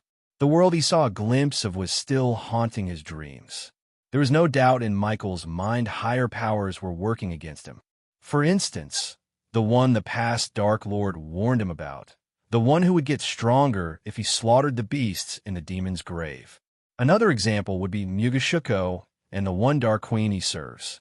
She was not only a threat to his universe, but to multiple universes. Any one of them could be the reason for the future change you'll witness. One thing was certain in Michael's mind. He was not responsible for that world she saw. Everything Taskin and the Wood Elves thought about the Dark Lord changed in a blink of an eye. They never expected the almighty Dark Lord to have enemies who could challenge him. Nonetheless, their faith in the Dark Lord only increased after he explained why he hadn't answered their prayers, not the other way around. Now that I am here, I will give you something that will let you directly talk to me. You will be able to contact me whenever you want. This way, what happened wouldn't happen again, said Michael as the Wood Elves gasped in surprise. Did my words satisfy you, Taskin? Michael asked the Wood Elf. To be honest, Michael saw great potential in Taskin and Thilv. They could be his first subordinates in this magical world. But first, he needed to know their resolve and will to serve him. Please forgive me if I said anything wrong, Dark Lord. Taskin lowered his head. Not at all. I like when my people speak their minds. In the future, if you want to ask or say anything, do not hold back. Even a god can learn much from mortals, said Michael. Taskin and Thilv's eyes watered, seeing how down-to-earth their god was despite how powerful he was. As Thilv was standing with her watery eyes, Michael turned his gaze toward her. Thilv, I heard you have a map of this forest. Can I see it? Yes, of course, Dark Lord. Thilv bobbed her head up and down frantically before running into one of the wooden huts. A few seconds later, she came back with a big round white leaf. On its surface, Michael saw a roughly drawn map of this forest. System, locate what we need in this map, Michael asked the system. Soon, Michael saw a glow in the map far north from their tribe. It's time to make gold coins rain, Michael chuckled inside. Chapter 825 Han Torum and the God of Light, A few days ago, back on the Outer Continent, Gaia was preparing to attend the auction organized by the Han Torum. This auction was not like a typical aqua auction. Instead, the Han Torum auction had only one weapon to sell. Only those who had the invitation could enter the premises. At that moment, Gaia was not in her usual black robes or armor. On the contrary, she chose fancy clothes fit for a princess and a queen. If the dwarves suspected something amiss, they would call off the auction, and she must not let that happen. She needed to play the role of a wealthy heir until she learned more about the devastating weapons the dwarves had recently built. He should have a good reason for not talking to me. Gaia laid flat on the queen-size bed and looked at the empty space beside her. She had been staying in Delgarum, the dwarven kingdom, in a high-end inn. The room had everything a rich noble could ask for, but Gaia felt lonely without Michael. She preferred a cabin with him over a castle without him. Her loneliness grew every day that went without his voice. Rolling on the bed, she kept looking at the engagement ring on her finger. The curtains covering the windows added an orange glow to the morning light. It reminded Gaia of the time she slept in a beach hut, cuddling Michael and watching the ocean emerge under the golden shimmer. For a moment, her mind conjured the rhythmic waves, soft on the sandy shore, and felt her heartbeat to the same slow pace. She breathed in deeply. A new day had begun. "My lady, it's time for you to leave the bed and get ready for the auction." Gaia heard Azazel's voice in her head, like an annoying alarm. "All right." Gaia exhaled heavily. She reached her hand out to the fabric, noticing how up close the light poured through every open space between fibers, no different from how it once came through the beach hut walls, illuminating like brilliant fireflies each dawn. The blanket was warm beneath her fingers, and when the sun flooded the room, repainting the colors, she felt a little of those golden rays soak into her skin. Finally, Gaia left the bed to take a bath in the bathroom attached to the room. Almost after 30 minutes, Gaia exited the room, wearing the silky, smooth bath towel Michael gave her. Then, with a flick of her wrist, she adorned the elegant, noble dress Michael brought her from the system for occasions such as this one. The mirror before her reflected the dress, covering only a small portion of her shoulders and flowing down into a fancy queen and neckline. It was a tight fit that put the focus on her breasts, but in a graceful manner. Her arms were only covered at her shoulders, a choice that added to the elegance and grace of the dress. The elegant black dress waist was thin, but it was a loose fit. A bow had been wrapped around her, resting gently on her lower back. Below the waist, the dress fitted snugly around her and had an accordion style. The dress reached just below her knees and was longer at the sides and back of the dress. She was wearing open toes, which added simplicity and elegance. To top it all off, she wore a subtle necklace and several elegant bracelets. Before leaving the room, Gaia double-checked the teleportation scrolls and the APD around her wrist. After making sure everything was in place, Gaia left the cozy room. By the time she reached the bustling street of Delgarum, a carriage was waiting for her. The carriage was owned and manned by someone from the Dark Lord's army. "Shall we go, my lady?" asked the middle-aged man in the driver's seat. Gaia nodded as the horses galloped toward her destination. Apparently, Han Torum dwarves chose a drama theater in the entertainment district. Because most of the dwarves couldn't fly without a flying sword, they banned flying inside the city. Thus, Gaia and all others had to use other means of transportation, such as carriages. While the carriage was on its way to the entertainment district, Gaia took out a tablet-size mirror from her space ring. "Azazel, get me Sadie and Arya," Gaia said before casting a soundproof barrier around her. Soon, the dark mirror flickered as the faces of Arya and Sadie appeared in the mirror side by side. "My lady, Dark Queen," Sadie and Arya lowered their heads, bowing toward Gaia. "Arya, how was a recon?" asked Gaia. As we expected, the place was crawling with Han Torum dwarves. You can recognize them with the big ruby rings on their fingers. I suspect the auction will happen under the theater. When I was there, I saw 2 dwarves guarding the stairs. They had some kind of contraption near them, like a lever, Arya reported to Gaia. "Did they suspect you?" Arya shook her head. "No. I had the advantage of blending with the crowd. What about humans?" "Normally, I'd assume a tall human, like you would stand out in a crowd full of dwarves. The entertainment district is surprisingly diverse, my lady. Except for the elves, you can see almost every race there. Of course, the majority of them were dwarves, but I had enough orcs and humans to blend with," said Arya. "That's because Delgarum is holding an annual think tank," Sadie interjected as Gaia turned her focus to the Silver Moon Girl. "You mean a gathering where all the races come to Delgarum to show their inventions?" Gaia asked as Sadie nodded. Gaia had heard about the think tank and even knew some of the Naga ministers who wanted to participate in this think tank. While she was in Nagaland, Gaia always advocated against participating in it because she didn't like the idea of their innovations going public. Therefore, Gaia chose not to participate just like the elves. But now that Zanali and her mother were in charge, that would soon change. "Rumor has it that the dwarves received some interesting blueprints this year," said Sadie. "Did you hear anything about the man who invented the Death Kiss crossbows? Whoever it is, they're extremely good at hiding their steps. My girls are working day and night on this, and they came up with nothing. But my lady, I suspect there is more about this than it meets the eye." "What do you mean?" "The same time you met the orcs and came across those crossbows, A guardian carriage had entered and left the kingdom in a hurry. A light bulb lit in Gaia's head. She had indeed seen a carriage with the Guardian Guild symbol painted on it when she was trailing Valmos. Initially, she suspected Noah to be in the kingdom, but Sadie's little birdies came up with nothing.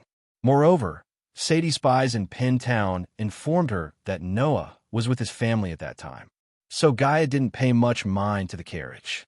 She had too many things on her plate to trail the carriages, as according to Sadie, there was more than one carriage. You think one of those carriages might have transported the inventor? We can't deny it, my lady. I am working on turning a guardian to the dark side. Once I am done, we might know more about him. Gaia noticed a strange glow in Sadie's eyes.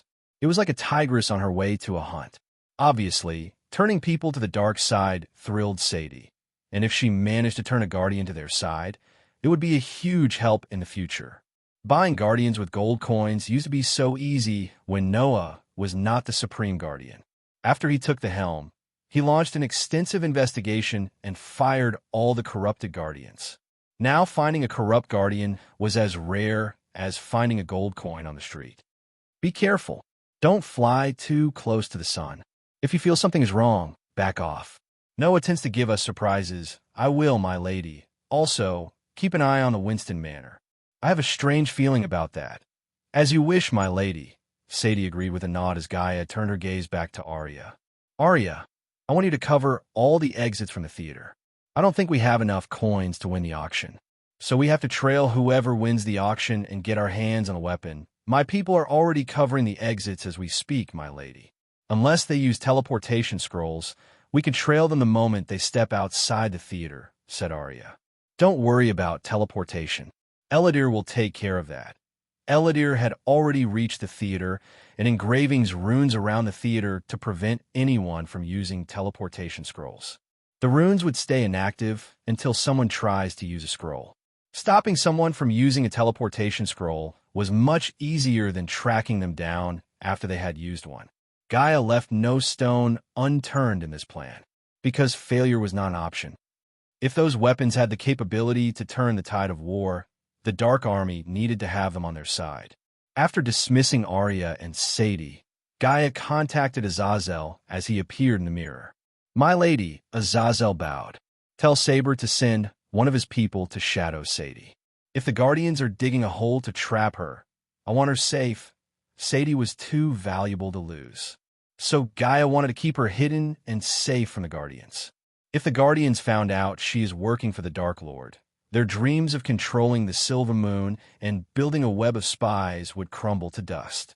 Following Sadie's matter, Gaia had one more thing to deal with before turning her full focus on the Hontorum dwarves. Have you heard from Other? Asked Gaia. While Saber was in the Nether Realm, collecting rare herbs for Michael, Adelia was tasked to shadow the elves who cursed Christopher and imprisoned Claire's mother. She was ordered to rescue Claire's mother by any means necessary by the Dark Lord himself. She has reached Nelnither and is getting close to the Mortero family. She also asked me to keep an eye on you, my lady, Gaia smiled. And I would ask you the same. Keep an eye on her. I want and can't lose her again. I will talk to her after this auction. At that point in time, Gaia had no idea the surprise Noah had for all of them. Chapter 8:26 Hontorum and the God of Light to the entertainment district of Embercrest was filled with all sorts of people except the rich. Once again, the dwarves tend to care little about status among their own race. One could see a millionaire dwarf drink and sing in a pub with his buddies, who might very well be minors. It was very difficult for people to tell the difference between a rich dwarf and a poor dwarf. After a long, smooth ride, Gaia's carriage reached the theater. From the outside, it looked rustic, beautiful, and cheerful. Clay bricks and carved pillars made up most of the building's outer structure. It was difficult to see through the curtained windows, but the liveliness from within could be felt outside. Park the carriage nearby and wait for my word, Gaia said to the driver and stepped out of the carriage. A wide, straight avenue littered with dwarves welcomed Gaia. As Arya said, Gaia noticed many orcs, humans, and beastmen on the street. Thanks to those, she didn't stand out among the dwarves, and the short, bushy beard species didn't raise an eyebrow as they would if she had visited the place later this year. 20 or so marble stairs led to the theater door, flanked by two dwarves in silver armor and war hammers with intricate engravings. Icharum, the dwarves growled under their breath when they saw Gaia's long legs. Hate toward the taller species was evident in their eyes as the dwarves opened the door for Gaia. As she entered the theater through the decorated metal door, she was welcomed by dancing thespians and excitement. It was as charming inside as it was on the outside. Rounded stone beams supported the upper floor and the huge lamps attached to them. The walls were decorated with mounted animal heads, shields, and portraits of various dwarves. The theater itself was packed. As one would expect, dwarves were the primary clientele here, which often meant great company and chaos. Several long tables were occupied by beast men. Humans and a few orcs occupied the other, smaller tables who seemed to be enjoying themselves a lot, especially the dancers. The center stage was built several meters higher than the ground, but not too high to ache one's neck. Several female dancers, including beastmen women and human women, danced gracefully, wearing revealing clothes. The air reeked of freshly brewed ale. It was almost overwhelming. Everywhere Gaia turned, she saw the dwarves drinking, laughing, and fighting like it was no one's business. This behavior didn't surprise Gaia much, as the dwarves were unruly creatures with unpredictable behavior. Gaia's gaze swept across the theater and noticed a few humans walking toward the two dwarves guarding the stairs. That must be the entrance, Gaia said to herself before squeezing through the crowd toward the dwarves. She had to be careful not to step on any dwarves on her way, because there were several of them rolling on the ground. For a great 8 clan, Han Torum picked an unusual spot for the auction. Gaia took out the invitation with a flick of her wrist and held it in her hand. The dwarves noticed the approaching human and the golden invitation in her hand. Here you go. Gaia extended the invitation for the dwarves to see the embossed letters on the invitation. The two dwarves gawked at the invitation from top to bottom. Then, they removed the red rope blocking the stairs leading downstairs. Golden lamps brightly lit the steps and led Gaia to a spacious hall under the theater. Only a few people remained in the hall. The marble floor shimmed under the bright chandelier light. Crimson-red curtains woven with elegant designs covered the windows and the walls.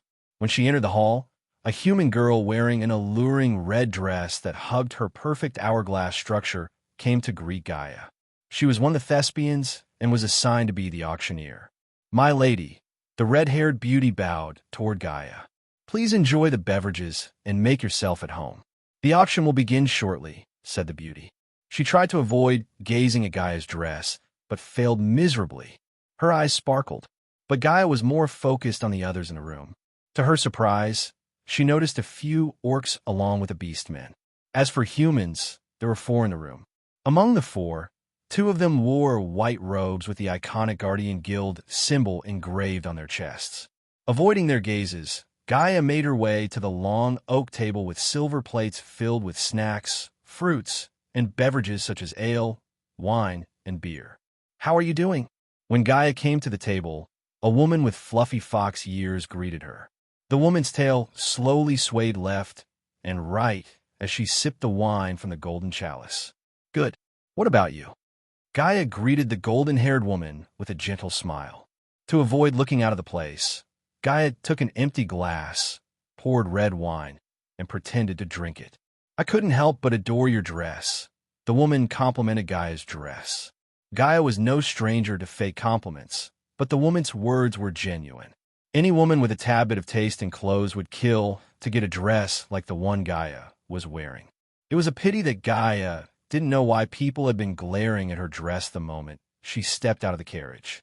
If anything, this dress was drawing too much attention toward her. "My fiancé gave this to me," said Gaia. "He must have good taste in clothing." "Oh, pardon my manners. I am Kalubra."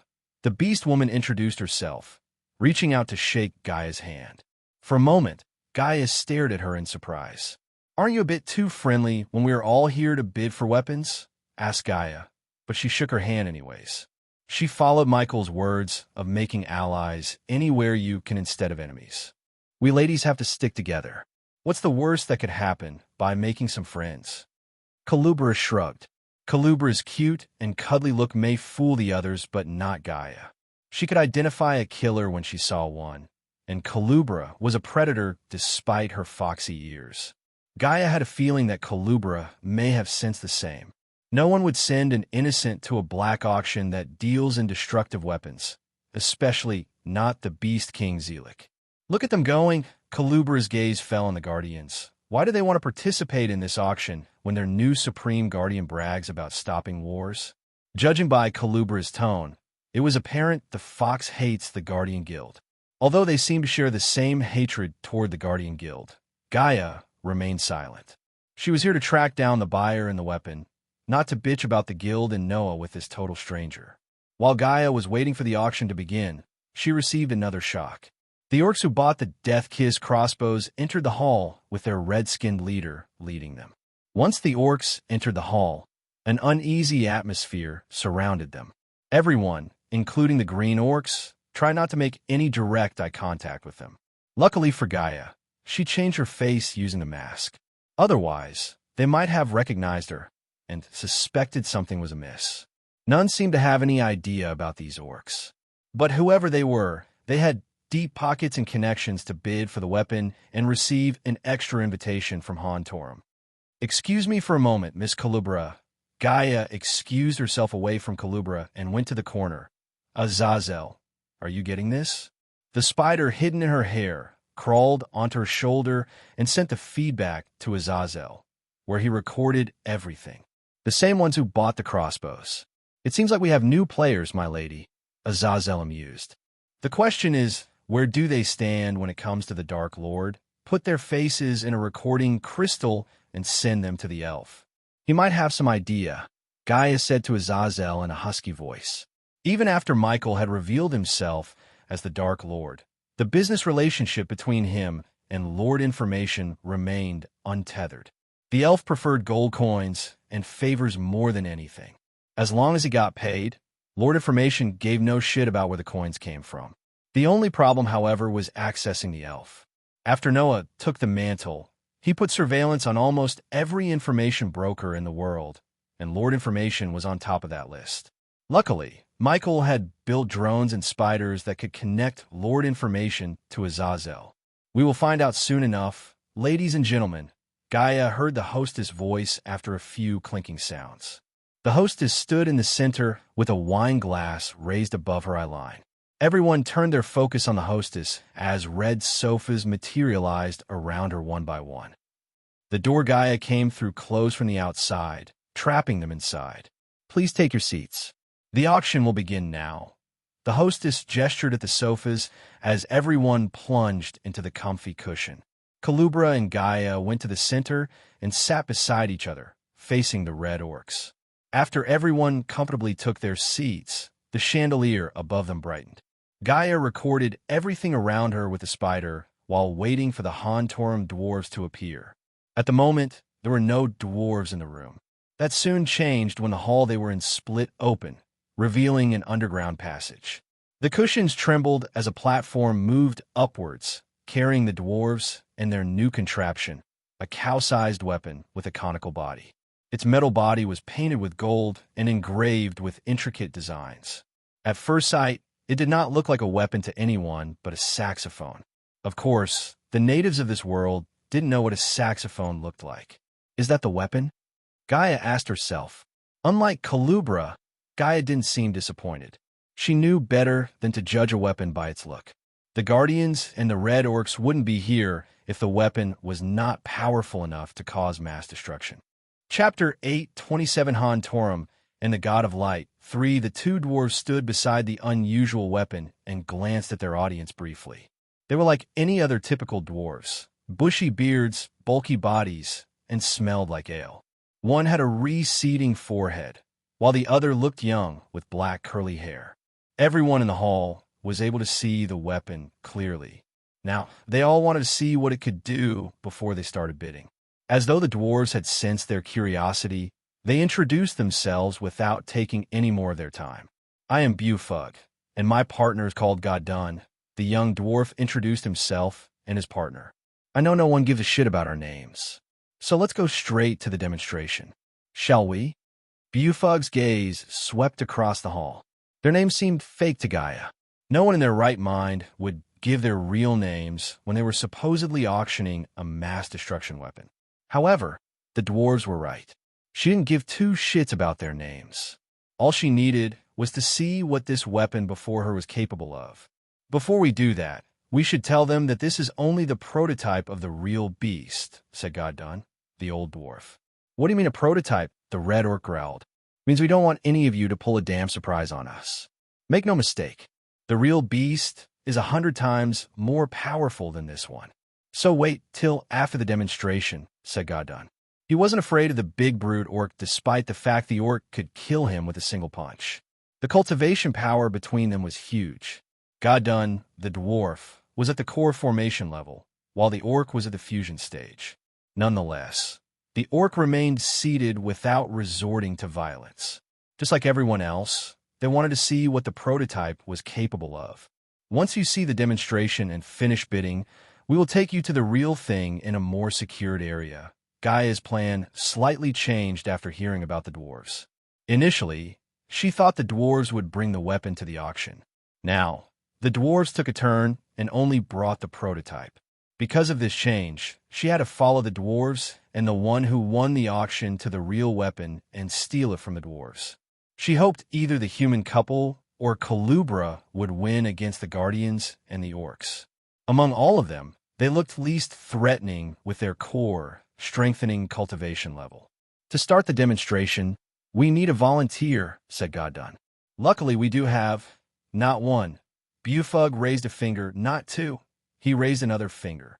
One by one, he raised all of his fingers, but 5 lucky volunteers. Goddun clapped his hands as the door on the other side of the hall slowly creaked open, revealing a group of people bound by their legs with iron chains. The group was surprisingly diverse. They had 1 orc, 3 humans, and a beastman who had the body of a bear and the face of a man. Move your asses. The 2 dwarves behind them poked the human with his battle axe, pushing into the hall. Kalubra raised her brows in shock, not because she saw one of her kind, but because everyone in the group was at the core strengthening stage. The iron chains tied around their legs and arms didn't seem magically enhanced with runes. Rather, they looked ordinary, which led them to question why they were not trying to get out of their chains. The 2 dwarves led them into the hall and made them stand facing the wide end of the conical weapon. There was at least 7 meters distance between the group and the weapon. Whatever they did, they sure didn't earn the dwarves' empathy. The human tried to tell the other something, but couldn't speak through the cloth tied around his mouth. Everyone in the group had their mouths shut by a piece of cloth. Now, pieces of shits, listen to me and do exactly what I tell you to do. Try something funny, and you know what will happen to your precious loved ones. Bufug threatened the group in his gruff dwarven voice. The hatred in Bufug's eyes burned brightly like a campfire in pitch-black night. It made Gaia wonder what the group really did to piss the dwarves this much. But whatever they did, it was not her job to find out and rescue them. The Guardians were literally sitting there and watching this happen. Even if Michael was there instead of Gaia, he wouldn't have raised a finger when the Guardian who was supposed to do something was standing there doing nothing. Meanwhile, Goddun walked back to the weapon and fiddled with the knob attached to the side of the weapon. Everyone was so focused on what the weapon could do that they barely gave a shit about the group facing the weapon head-on. Cast your most powerful defense spells when we take away the piece of cloth. Do you understand? Bufug asked, as the 2 dwarves standing behind the group gave everyone a stern kick to their knees to bring them down and match their height. Even after they brought everyone down, the orc was still taller than the dwarves, which garnered some laughter among the participants. Gaia glanced at the red orc and his group to see if they would react to dwarves beating one of their own. But no, the orcs didn't even flinch an eye. It didn't surprise Gaia after she noticed the expressionless faces of the Guardians. Eventually, the dwarves removed the clothes and let them get back to their feet. The dwarves waited with their battle hammers clenched tight just in case. Then Bufug threatened them once again. Remember the faces of your loved ones and cast the strongest defense spell on your arsenal, said Bufug. Everyone in the group felt reluctant and afraid to cast the spell, but eventually they broke under the dwarf's murderous gaze. Then, they all cast their defense spell one by one. Starfire Rain. One of the humans cast the spell as countless glistening stars appeared around him, forming a bright barrier. Static Flare. Suddenly, a crimson-red light flashed across the hall when the Beastmen cast the spell. The temperature in the room rose by a couple of degrees. As the spell's name suggested, a barrier made of red rays appeared around the Beastman. Deflection Flash. Repose Barrier. A few moments later, everyone had a shield around them. The others, including Gaia, couldn't help looking at the scene curiously. The two dwarves who stood behind the group quickly ran toward Bufug and joined their fellow dwarves. In Gaia's eyes, the two dwarves seemed terrified. She could see the fear creeping down their spines through their eyes. The dwarves had witnessed the weapon's power before. She was certain of it. Get ready to be surprised. God done. The old dwarf snickered as he brushed the weapon like he was caring for his own horse. Then, he pushed the knob inwards as the weapon purred. Gaia expected a fiery steel ball to shoot out of the weapon as it happened with the Death Kiss crossbows. On the contrary, nothing happened. The orcs growled, thinking the dwarves had fooled them. But suddenly, the orc behind the glistening shield roared in utter pain. Gaia was taken aback by the sheer volume of his cry. The big orc screamed like he was going through. Soon, all the others joined the orc in his cry. Blood seeped through their eyes, ears, and nostrils as they collapsed down. Gaia noticed the sound of their cries getting louder as Godun turned the knob. What is happening? Kalubra whispered to Gaia. No idea, Gaia shrugged. Their cries of agony lasted an entire minute until the orc gasped for air. Then his big body hit the ground with a heavy thud. One by one, the entire group lost their breath and hit the ground with a sickening thud. Eerie silence swept across the hall. Even after they died, blood slowly drizzled out of every pore in their body. To this moment, Gaia had no idea how they died. This is unacceptable. How do we know they were not poisoned? The two other humans, besides the Guardians, rose from his chair as though it was on fire and questioned the dwarves. Everyone had the same question in their minds. Why don't you stand there and get your answer? Godun chuckled as though the human's question amused him. The golden-haired man's face turned red. He expected an answer with a more respectful tone, except he expected that from the wrong person. Dwarves were known for many things, but respectful was not one of them. Although Gaia didn't think the dwarves used some kind of underhanded tactics to kill them, she did want to see more. By more, she wanted someone else to get killed by the weapon. I will settle this. Surprisingly, the red orc stood up. As soon as the human saw the big, bad, and brute orc stand up, his mouth shut down instantly. The orc was big enough to cast a large shadow on the hall. Then, he turned his gaze toward one of his men. Go stand there and cast yourself a defense spell, said the orc. Hearing the orc, the others were stunned. No one in their right mind would agree to that, especially after witnessing how they suffered and cried. But the orc behind the red orc surprised Gaia by nodding his head. He strolled toward the bodies and waved his hand. Earth Barrier. The orc cast the spell as a golem made out of stone appeared in a blink of an eye. The golem was at least 10 feet tall. It placed its hands before the orc to shield him from harm. Show us what you can do now. The red orc growled at the dwarves, who weirdly seemed excited rather than worried. Just like before, Godun fiddled with the knob as the weapon purred like a cat. This time, the weapon vibrated for a few moments. Everyone's gazes were fixed on the golem and the orc. To their shock, the stone golem cracked. Before they could realize what had just happened, the stone golem shattered into pieces as the orc started to roar in pain. Unlike the core, strengthening stage people that died a few seconds ago, the orc was a soul refiner. Yet, the result was the same. The orc cried, collapsed to the ground, squirmed like a fish out of water, and suddenly his cries stopped. However, the time it took the weapon to kill the orc was longer than before. We are satisfied with the weapon. The red orc didn't even flinch at his comrade's death. He acted as nothing had happened. Gaia was speechless. She realized the Empress wasn't kidding when she said this latest contraption could turn the tide of any war. Imagine what hundreds of these weapons could do. Furthermore, this was just a prototype, so only God knew how powerful the real weapon would be. Chapter 828 Noah is here after witnessing the strange yet mind-blowing power of the weapon. The dwarves began the auction. The dwarves started the auction with the insane price of 20 billion gold coins. But none bat an eye at the price. Instead, the orcs raised the bid by 5 billion. Gaia was mind-blown to see how rich these orcs were. She was more curious about the orcs than before. But when she thought about what the weapon could do in a real battlefield, the price seemed fair, or if not cheap.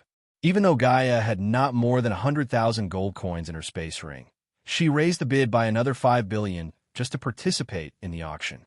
She knew the final bid would easily go to 100 billion gold coins. That kind of coin was not easy to get. Somehow, Gaia doubted a single individual could have such wealth. Even the Dark Lord Michael himself struggled to reach 1 billion gold coins in wealth. Of course, he would have easily reached that point if Noah hadn't banned the majestic alchemy chains in Hades.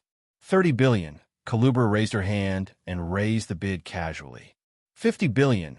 The Red Orc almost immediately raised the bid after Kalubra. The Guardians remained silent, surprisingly. To this moment, they didn't open their mouths once. As seconds turned minutes, the blood around the dead bodies slowly evaporated into the air and nauseated the others. Clean that up. Godun ordered the two dwarves behind him. The two short dwarves nodded as they ran toward the bodies while Bufug and Godun continued the auction. With each bid, the dwarves smiled brighter. The auction was making them very rich. Gaia doubted the Empress didn't send anyone to buy the weapon for herself. It seemed to be the easiest way unless the dwarves had more than one weapon built, and they planned to sell each one separately. Gaia didn't even think about it. 65 billion. The golden-haired man who snapped at the dwarf earlier raised the bid. 70 billion. Finally, the Guardian opened his mouth. Gaia was tempted to rob each and everyone in the room. They all could solve their financial problem in one go. Fortunately, Michael promised they wouldn't have to worry about gold coins after he returned from the demon's grave. But even if Gaia had billions of gold coins, she didn't think she would have bid for the weapon when she had the option to steal it. Enough of this, the Red Orc growled. 100 billion. Gaia Brown's arched up when the orc raised the bid by freaking 30 billion. Child's play. Kalubra snickered. 150 billion. The orcs growled but restrained themselves from doing anything rash. Everyone in the room raised Gaia's suspicions. Among them, Gaia was almost certain that Kalubra attended the auction on behalf of King Zelik, the Beast King. If that were the case, the orcs would have a difficult time outbidding the Foxy Woman because she had an entire nation behind her. For an orc who was heartless, the Red Orc was patient enough to keep himself calm. Although the dwarves were not terribly strong and lacked bodyguards, none of them dared to mess with the auction. They were all well-mannered. Kalubra didn't seem like she would back down anytime soon. 180 billion. The Red Orc raised the bid. 200 billion. The Guardians raised the bid to 200 billion. Their bidding war continued for some time, with even Gaia occasionally raising the bid by 10 or 20 billion. Eventually, the Guardians and everyone backed off from the auction except Kalubra and the Red Orc.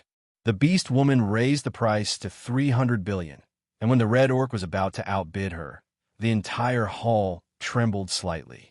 For a moment, Gaia thought the dwarves had accidentally turned on the weapon. But no, the place trembled because of the Guardian airship. Gaia heard the sudden commotion outside, as well as the strange whirring sound coming from above her. Her brain immediately recognized the sound.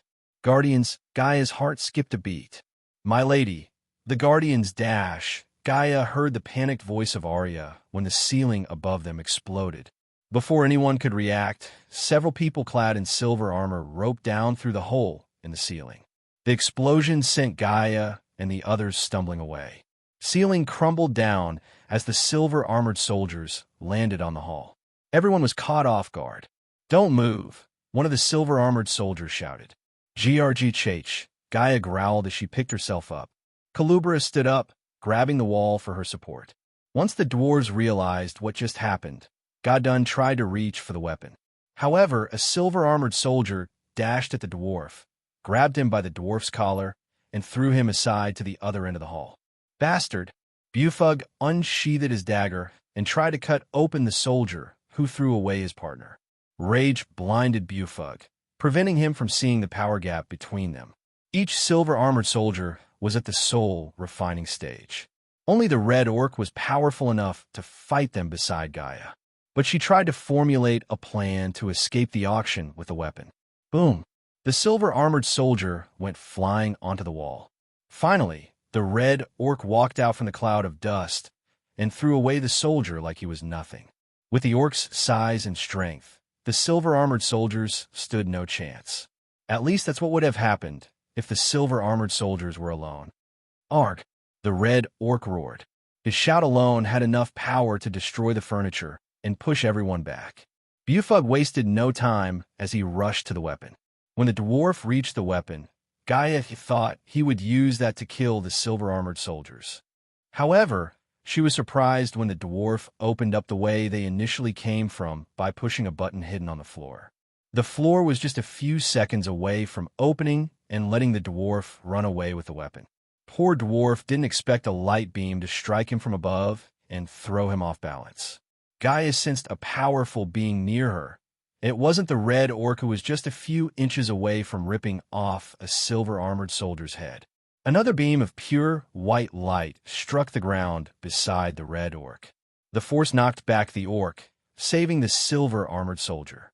Then, another figure slowly descended to the hall through the hole they blasted, covered in dazzling bright light. Gaia's heart pounded against her chest when she saw Noah Winston. As usual, he wore pure white robes, and his raven black hair fluttered in the wind. His eyes glimmered with calm and serenity. Since Noah was just as famous as the Dark Lord himself, everyone recognized him almost immediately. It had been some time since Gaia met Noah in person. Some kind of bad luck put Gaia in the same room as the Supreme Guardian himself. "Stand down, everyone," Noah's dominant voice swept across the hall. He completely ignored the red orc and announced, "We are here for the dwarves and the prototype. Stand down, and this will be over before you know it," said Noah. He was just as calm as Gaia remembered him. That was one of the few traits Noah and Michael had in common. Both of them would remain calm in situations where most others would completely lose their minds. The red orc was far from listening to Noah and surrendering. Instead of backing off, the red orc made the mistake of thinking he could take on Noah since they were both at the fusion stage. A typical human at the fusion stage would lose the fight against the red orc, not Noah. He was anything but typical. With his big fist cupped, the red orc threw a punch, aiming for Noah's head. Noah waited till the last moment and blocked the red orc's fist with his palm. The ground beneath the orc cracked like an egg when Noah blocked his punch.